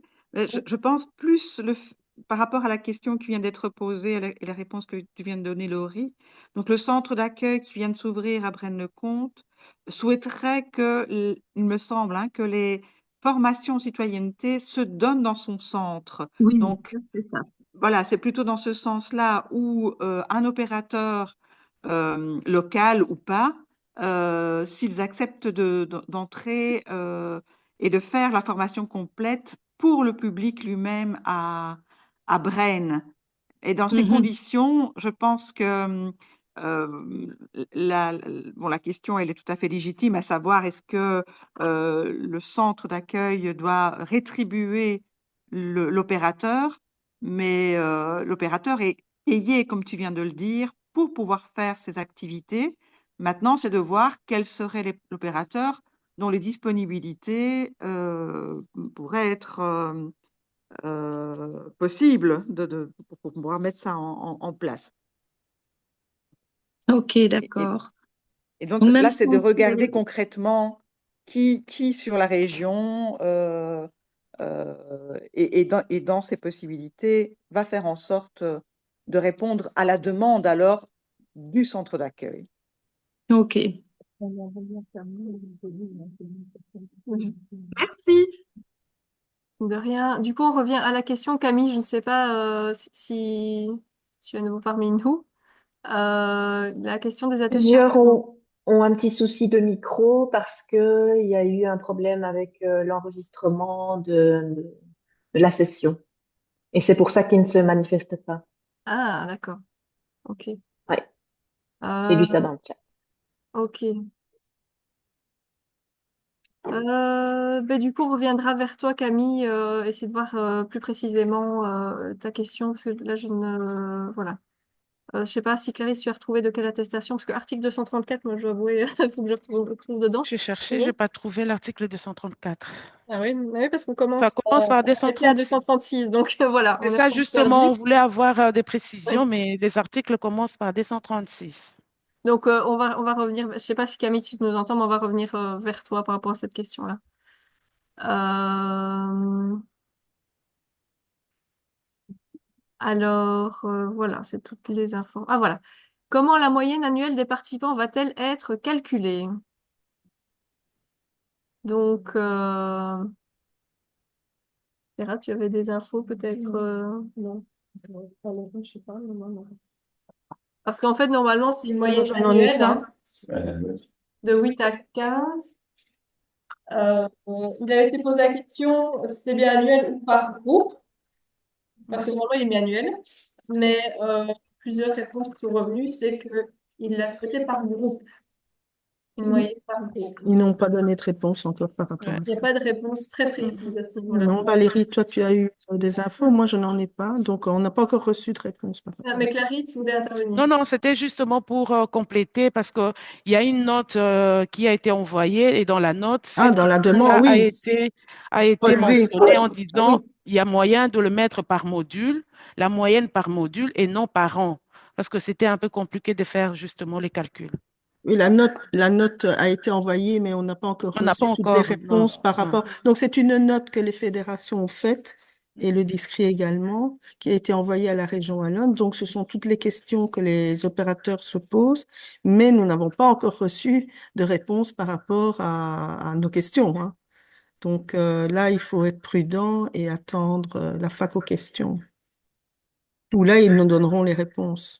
Mais en tout cas, ça a été relevé et remonté déjà à la région wallonne et les questions d'aujourd'hui remonteront également, quoi.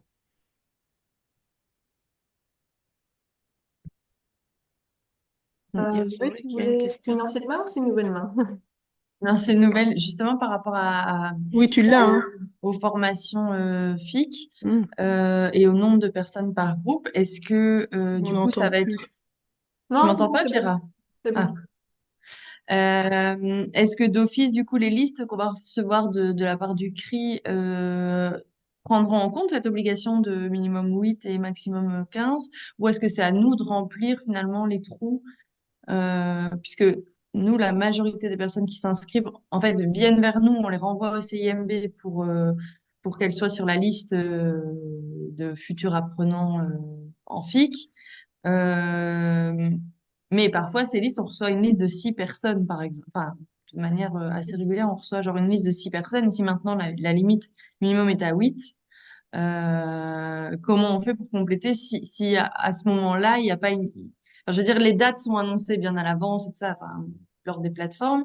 Mais s'il n'y a pas une demande et une disponibilité, qu'est-ce qu'on fait? On décale la session, on la fait quand même avec 6 personnes et en sachant qu'elle ne sera pas reconnue. Enfin, C'est ici qu'il faut parler du portail et de la possibilité d'encoder dans appli. C'est le Ah, feu. c'est le Oui, oui, feu non, ici, non, oui, mais là, c'est pas citoyenneté, oui, ce sera pas le même. non, en fait, c'est parce qu'en fait, ici, récemment, il y a eu pas mal ces dernières années, pas mal de formations. Là, on parle du territoire du CIMB, hein, spécifiquement, de formations FIC, donc, et peu d'AOC d'ailleurs.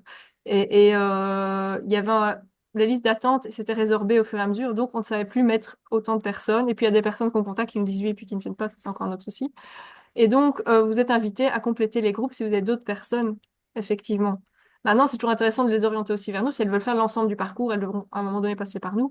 Mais vous pouvez compléter les groupes sans problème. Par contre, et j'en ai parlé en plateforme, mais je reviens par rapport à notre territoire. AOC, bon, on sait que maintenant, ça va devenir normalement langue d'origine, mais avec normalement une transition, etc. Donc, encore possibilité de mener quelques AOC. Donc, écoute, ma on est en formatrice m'appelait le demande. matin, je dois appeler mon conseil d'administration, appeler les partenaires et t'appeler après. Ça Voilà. va? Ah bon, voilà, je lance mon petit appel là, comme ça, j'en profite. Voilà. Euh, il y a une autre question dans le chat. Nous avons le projet de faire sortir les bénéficiaires FLE de nos locaux dans le cadre d'un projet de partenariat pour faire du français en action, dans le cadre d'ateliers permaculture et cuisine. Est-ce que ces moments en extérieur peuvent rentrer dans les heures de l'agrément? Alors, je ne sais pas si quelqu'un veut préciser. Le décret et l'arrêté ne précisent pas ici. En tout cas, il était toujours accepté qu'en citoyenneté, il y a une partie. En FLE, je pense que la question pourrait se poser, mais il n'y a rien de précis vraiment dans l'arrêté l'agrément, mais on pourrait peut-être demander, faire monter la question, à quelle hauteur? Parce que c'est surtout une question de nombre d'heures qui pourrait accepter. Parce que les tables de conversation, elles sont quand même limitées à un quart du volume horaire. Alors, est-ce que ce sera assimilé à des tables de conversation ou est-ce que ça pourrait être assimilé vraiment De à... pouvoir être un autre, à demander et à combien À demander, parce qu'à un moment maximum. donné, il était question de 20%. Donc là, il faudra poser la question si on peut toujours garder 20% des activités extérieures pour pouvoir justifier la totalité. Mais c'était 20%.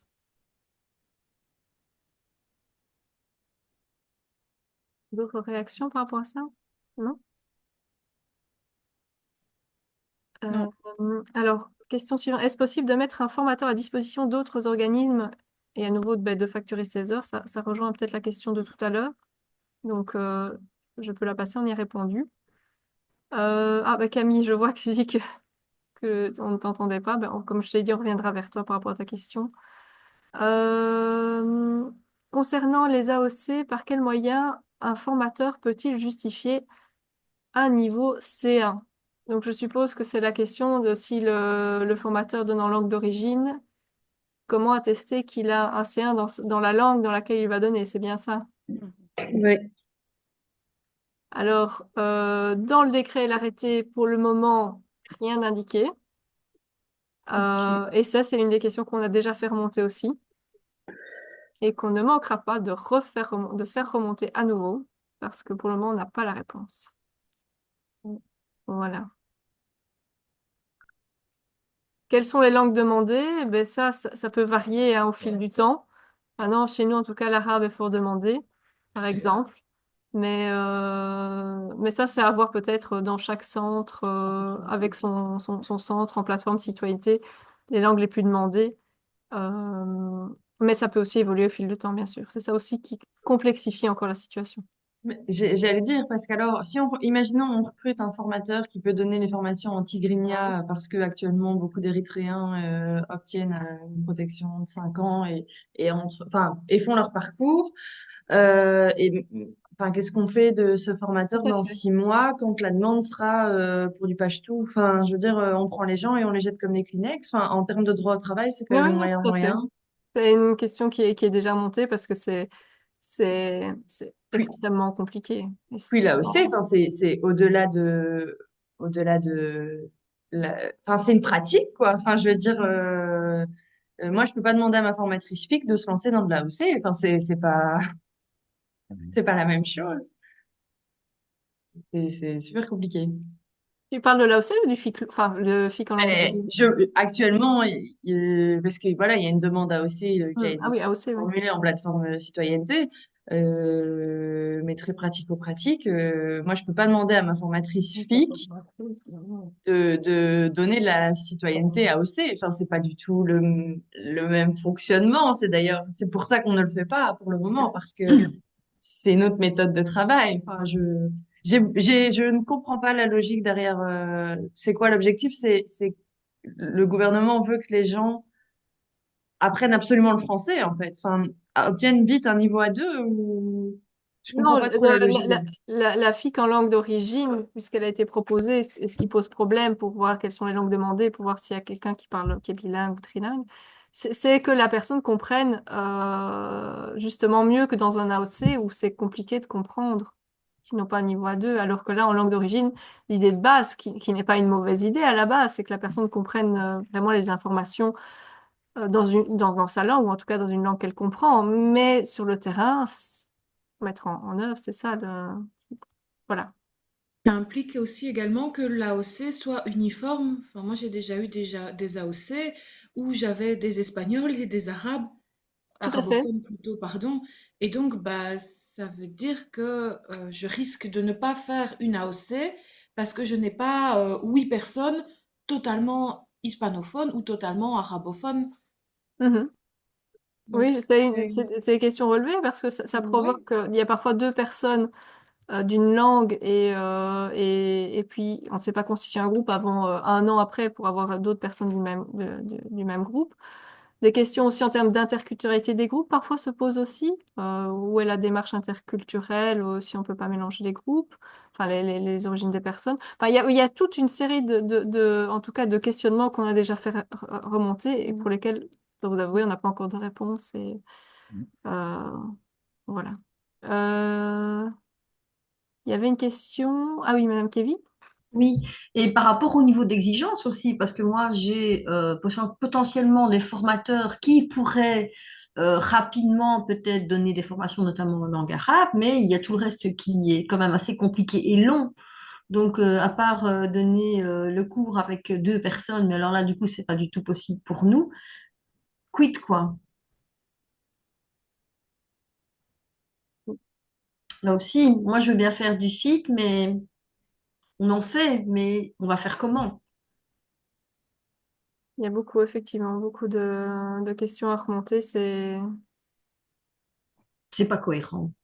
Enfin, à mon humble avis, ce n'est pas cohérent. Il y a Il y a trop de beaucoup de choses.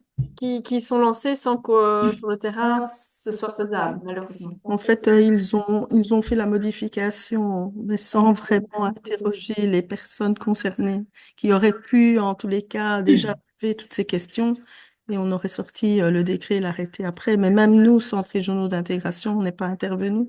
On nous a pas vraiment sollicité, quoi. Donc, Mais des périodes court terme, moyen terme, long terme, quoi. Mais je veux dire, pas exiger du jour au lendemain tout ça, mais parce non. qu'alors on ne sait pas vraiment répondre à leurs demandes, elle est un peu utopique, quoi.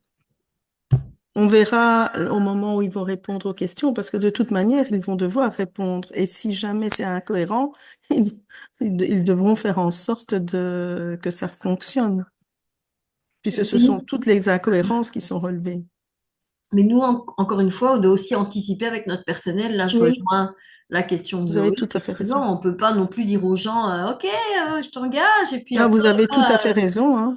Surtout quand on doit justifier, donc on est obligé de mener l'action. Et donc, les réponses, on aurait dû les avoir bien avant. Voilà. Et surtout si en plus on engage du personnel étranger. On est tout à fait Donc d'accord là, avec du coup, vous. là, on est complètement incohérent parce qu'on les prend et on les jette, quoi. Ils peuvent Pour encore les plus se FIC faire en langue savoir. étrangère, Pina a mis dans le chat qu'effectivement, le législateur a pensé aussi au CETIS wallon et au monde des possibles pour former aussi des personnes en langue. Mais ils seront fonctionnels Mais dans c'est le premier ça. trimestre de 2025. On a eu Oui. l'information vendredi passé. D'après Régis, enfin, qui est le président du CETIS, nous a répondu que dans le premier trimestre, ils seront fonctionnels. Mais bon, comme dit Madame, d'ici, admettons, si c'est fin mars, premier trimestre, ça peut aller quand même jusque fin mars, ils doivent fonctionner, quoi. Et si jamais ils ne font pas comme il faut et que c'est seulement après qu'on leur dit non, c'était pas correct, là, c'est un problème. Voilà. Tout à fait. Mm. J'espère qu'on aura vite les réponses aux questions. D'après Il y avait une la question de région wallonne, on Ève. aura vite les réponses aux questions. J'ai réussi à remettre mon son, Clarisse, je t'entends et Voilà. je peux parler enfin. Mhm. Merci pour les réponses.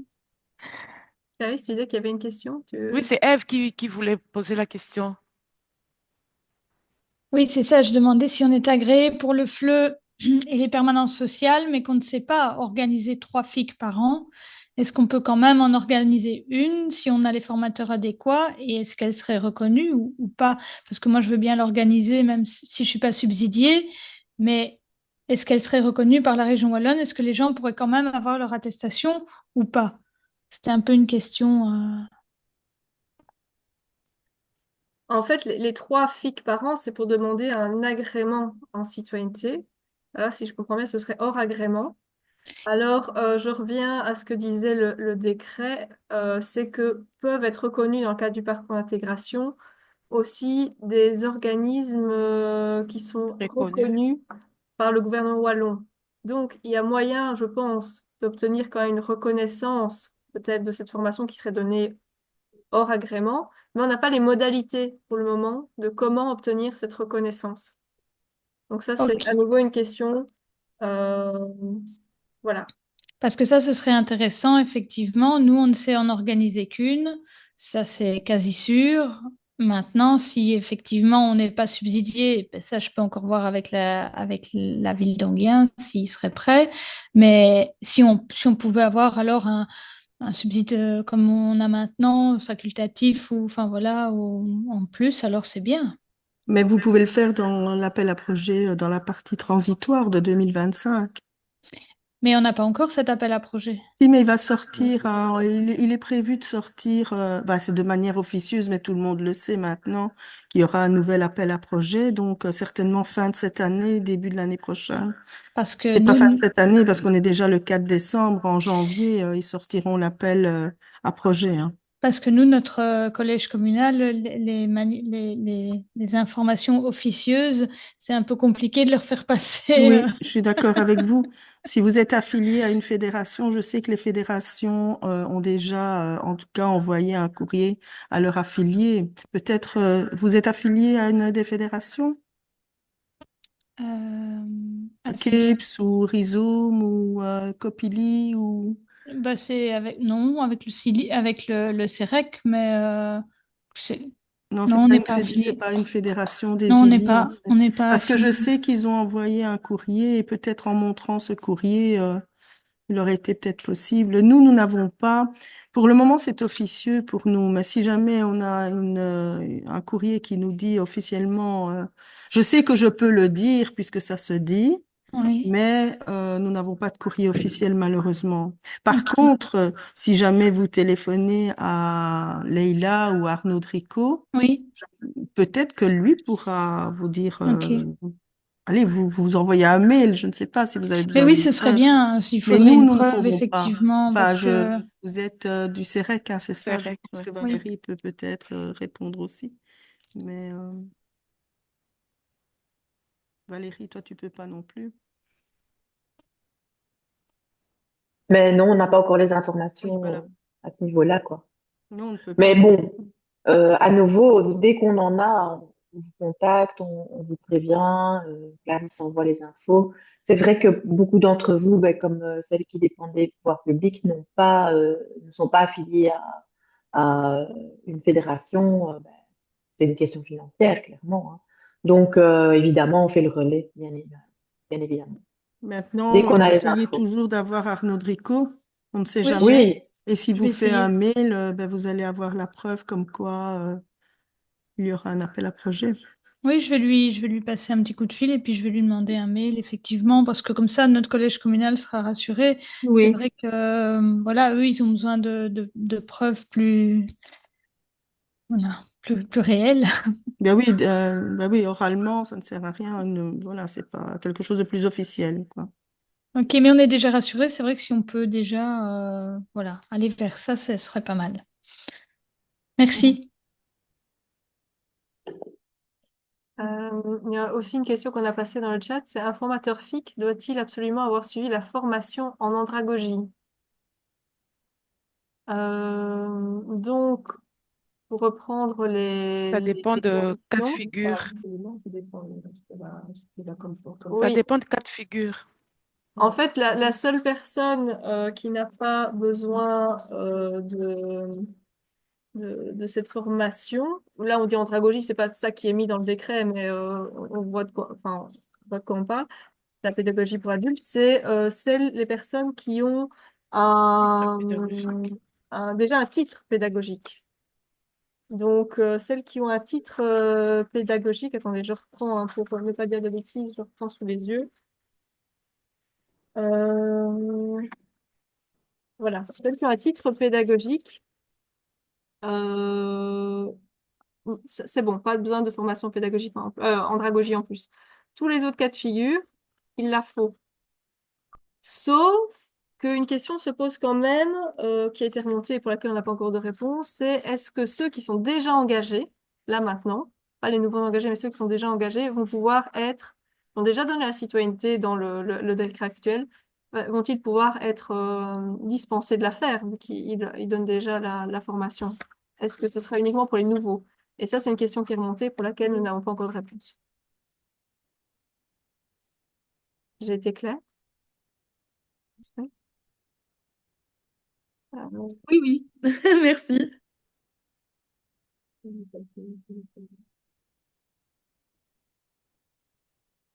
oui, mais ça, on a déjà répondu. Donc, il y a une question de Jamila, mais je ne comprends pas très bien. C'est pas aujourd'hui, dans l'état actuel des choses, de répondre à un appel à projet pour interrogation. Je ne comprends pas très bien la question. C'était la question pour savoir s'il y avait l'appel à projet de transition ou pas. C'était ça? Je ne sais pas si Jamila est toujours avec nous, si je la comprends bien. Là, alors, si c'est bien ça, on a répondu. Oui, je suis là, je suis là. Ah oui. C'était ça ta question? Oui, parce qu'il y a tellement de questionnements et tellement de manque de clarté dans les articles, et on se pose tellement de questions auxquelles on n'a pas une réponse claire que, allez, avec une nouvelle législature aussi, aller faire remonter ça au niveau collège et conseil, bah ça va pas être accepté.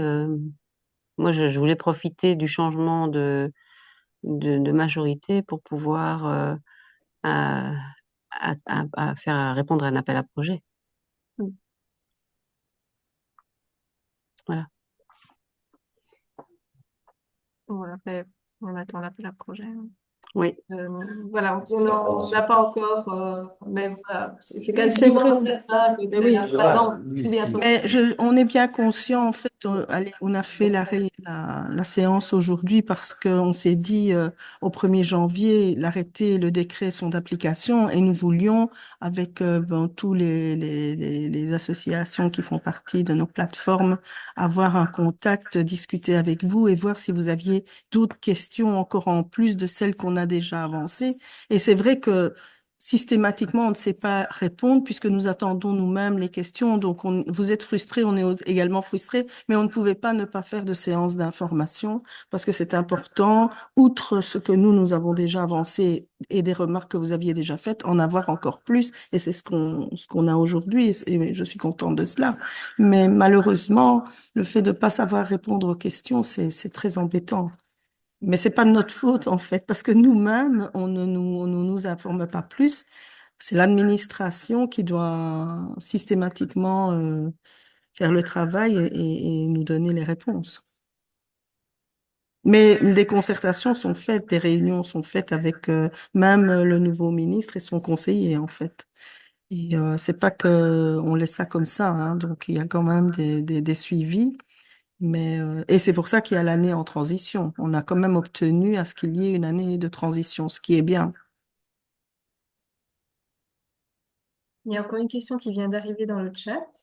Si on est agréé, on donne le FLE déjà, mais la formatrice, pardon, a l'expérience en FLE et master en communication socioculturelle et éducation permanente, mais pas le titre pédagogique. Est-ce qu'elle va pouvoir continuer à donner le FLE?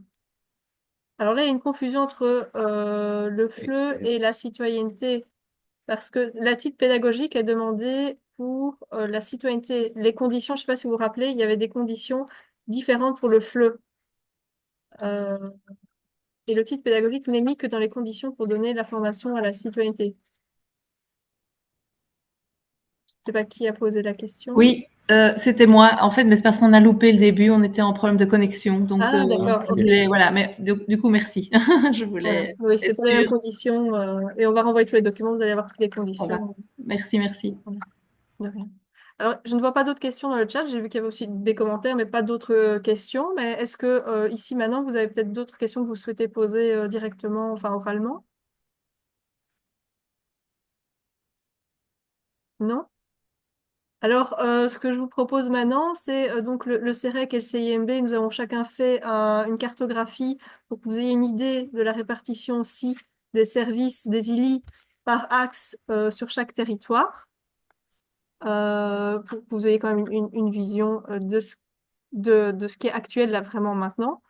Je vais d'abord laisser Clarisse présenter et je vais partager sa carte.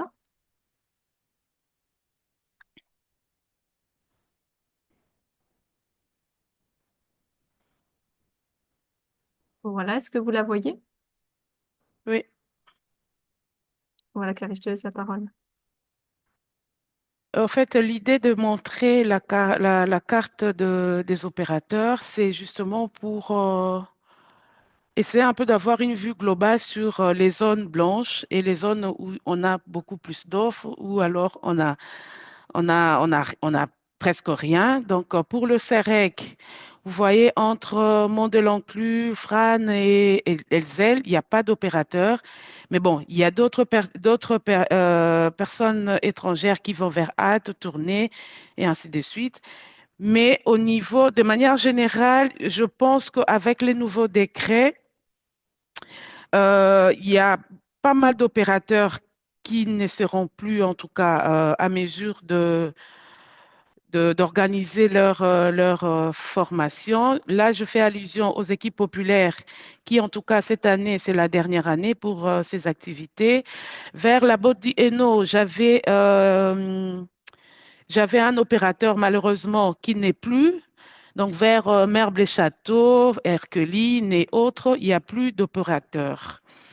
Mais il y a beaucoup plus d'opérateurs dans la région du centre. Mais aussi, les axes sont diversifiés. Maintenant, comme j'ai dit, l'idée, c'est vraiment d'avoir une vue globale et réfléchir par rapport à l'offre qui se présenterait sur les territoires. Parce que là aussi, il faut réfléchir. Je pense que l'idéal, c'est de couvrir les territoires avec tous les axes possibles et ne pas faire des doublons dans un axe et au final, parce qu'avec le nombre de participants qu'on a augmenté à 8, si dans une commune, on a plus d'opérateurs qui donnent un même axe, ça sera compliqué de combler, de compléter les groupes des minimum 8. C'est vraiment avoir une vue globale sur quels sont les axes que nous, on peut rentrer la demande d'agrément et avoir aussi les participants pour cet axe-là. C'est vraiment, en tout cas, moi, en tout cas, c'est l'objectif de cette carte ici, parce qu'on se rencontre en plateforme, mais on n'a pas parfois l'idée globale de l'offre qui se présente sur les territoires. En plus de ça, il y a à côté les opérateurs transversaux. Dans ces opérateurs, la plupart, par exemple au réseau, qui fait plus en distanciel.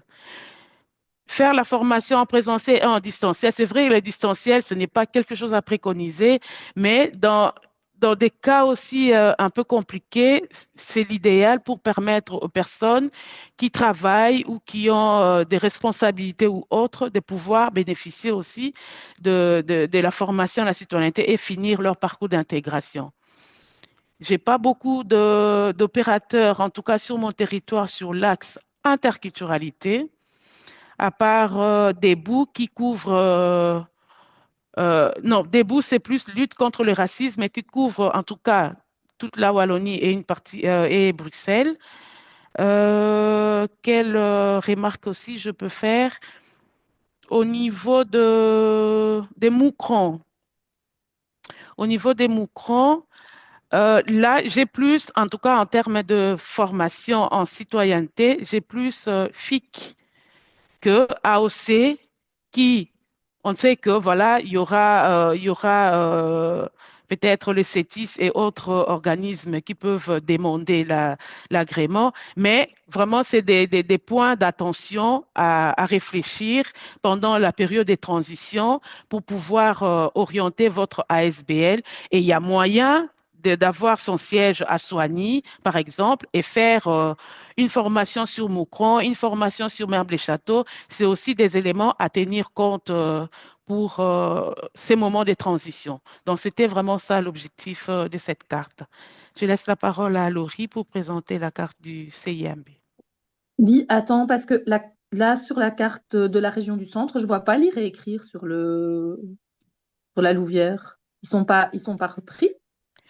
Lire et écrire, normalement, ça c'est une erreur de ma part, devait être dans les opérateurs transversaux parce qu'il est en même temps sur Moucron et la Louvière.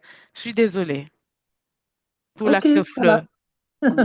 Si je peux intervenir aussi en observant la carte, effectivement, ce sont essentiellement les ILI qui sont représentés. Et donc, lire-écrire n'est pas une ILI, mais aussi les promotions sociales, par exemple. Donc, l'offre est déjà plus C'est ce importante. que j'allais dire, hein. Merci Pina, mais lire et écrire n'est pas une ILI, hein. Enfin, lire et écrire sans mon borinage n'est pas une ILI. Je crois que mon collègue du WAPI, Louis bien, mais en tout cas, pas dans la région du centre. Ok. Je vais donc vous partager la carte de notre côté. On n'a pas mis les noms des opérateurs, mais on a mis combien par axe en tout cas, pour que vous ayez quand même une vision. Attendez, parce que... Ah voilà, je l'ai. Donc,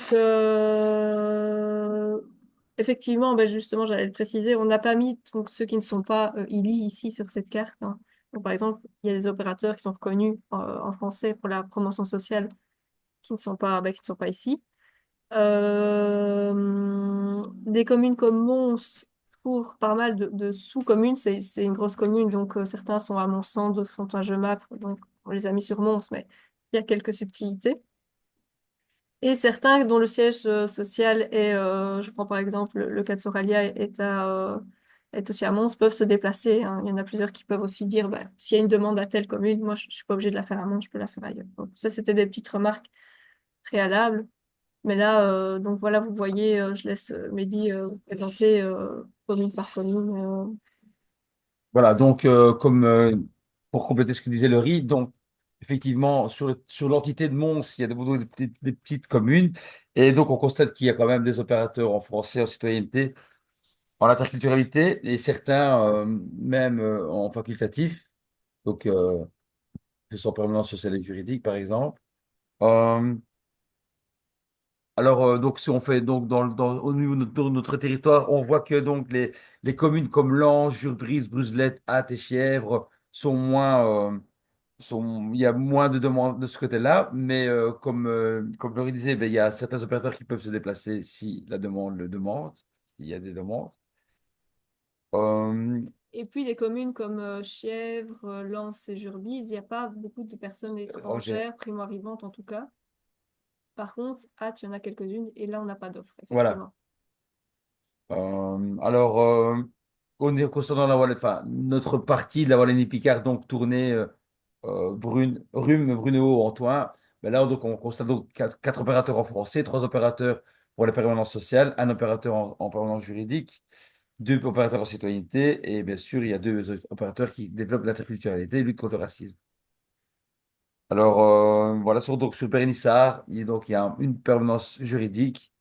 euh, et donc, par exemple, sur Saint-Guilain, ben, on a un opérateur qui fait qui développe le français et la citoyenneté.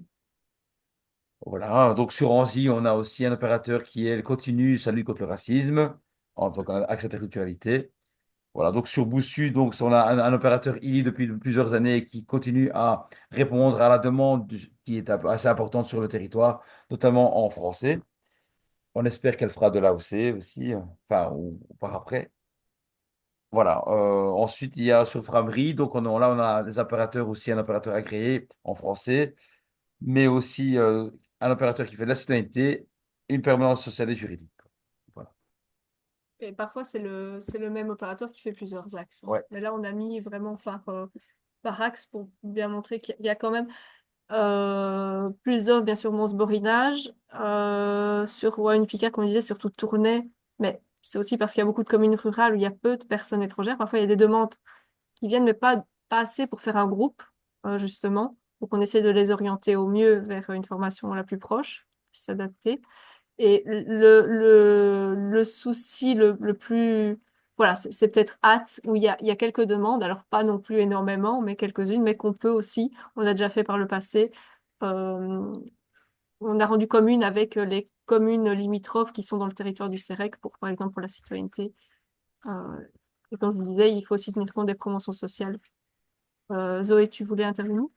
Oui, mais juste te dire que enfin, tu parles des communes rurales, Rune, Brunehaut, Antoine, par exemple. Nous, c'est des communes où on se déplace, par exemple, pour le social, Mhm. et qui ont des lignes de bus directes avec Tournai, et donc qui permettent l'accès à la citoyenneté, par exemple. Mhm. Donc, il y a des communes plus rurales qui ne sont pas reprises, mais pour lesquelles, enfin, par exemple, nous, en social, on se déplace sur Rhume, Brunehaut, Antoine, Périgueux et Leuze. Mhm. Voilà. Et donc, ça fait partie de la demande d'agrément de pouvoir reconnaître aussi qu'on est sur ces territoires-là. D'accord. Maintenant, le volume, en fait, on a une présence parce que dans ces communes, il y a des ILA, tout simplement. Oui, bah oui, logique. Voilà. Voilà, et il y a donc aussi des opérateurs transrégionaux hein, qui sont sur plusieurs régions, plusieurs territoires de centre. On a deux en interculturalité et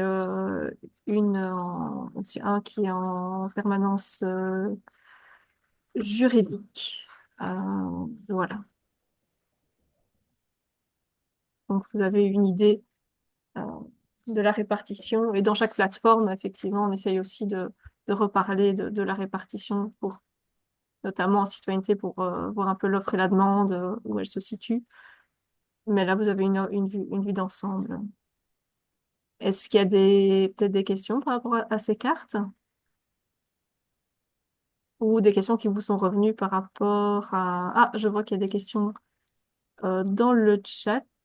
Euh, Ah, il y a aussi une proposition de service pour les associations qui cherchent des formateurs FIC. Je suis dispo à mi-temps pour la zone La Louvière, Mons, Nivelles, Charleroi. Donc, à bon entendeur, salut. Donc, c'est Marie-Hélène du 6 Beaufort. Voilà, le message est passé. Et Camille demande qui sont les 4 opérateurs en français. On a mis 4. Ah non, c'est une erreur, excusez-moi. C'était 2. Ah non, c'est le... Oui, excusez-moi, c'était 2. On a rechangé ça par la suite. Et ce n'est pas la bonne... Voilà. Et les deux, en fait, il s'agit lire et écrire WAPI qui, lui, est agréé. Est pas agréé, pardon, est ILI. Voilà.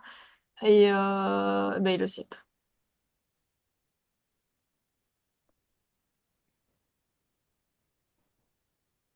Est-ce qu'il y a d'autres questions?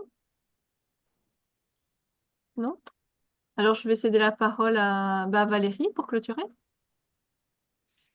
Merci, un grand merci à Laurie et Clarisse pour leur présentation. Elles ont quand même relevé un défi de taille, il faut le souligner. C'est résumer de manière claire et accessible les nombreux changements imposés par cette réforme. On l'a dit plusieurs fois, mais vous recevrez bien entendu le PowerPoint de cette présentation, mais également les formulaires de demande d'agrément, parce que voilà, clairement, plusieurs personnes ne les ont pas reçus. Comme l'a souligné Pierra en début, il est essentiel que vous preniez vous fassiez les démarches nécessaires pour introduire un agrément pour devenir ILI. Et pour vous accompagner dans ce processus, il va y avoir une foire aux questions qui sera bientôt mise en ligne sur le site de la région Wallonne afin de répondre à vos interrogations et les interrogations qu'on a eues aujourd'hui, notamment en partie, et de clarifier les zones d'ombre. Et de notre côté, nous nous renseignerons sur les questions, suggestions auxquelles vous n'avez pas pu répondre. Nous n'avons pas pu répondre, comme la coordination de l'OFMENA, le partenariat entre plusieurs élus. On fera également remonter les incohérences de cette réforme au niveau des formations en FIC, en langue d'origine. En tout cas, je vous remercie à tous pour votre attention et votre engagement aussi dans ce métier. Et à une prochaine pour d'autres informations. Voilà. Bonne journée à tous. Merci. Merci. Bonne journée, au revoir. Merci. Merci, à la prochaine. Au revoir tout le monde. Merci. Au Au revoir. revoir. Belle journée. Au revoir. Merci. Au revoir.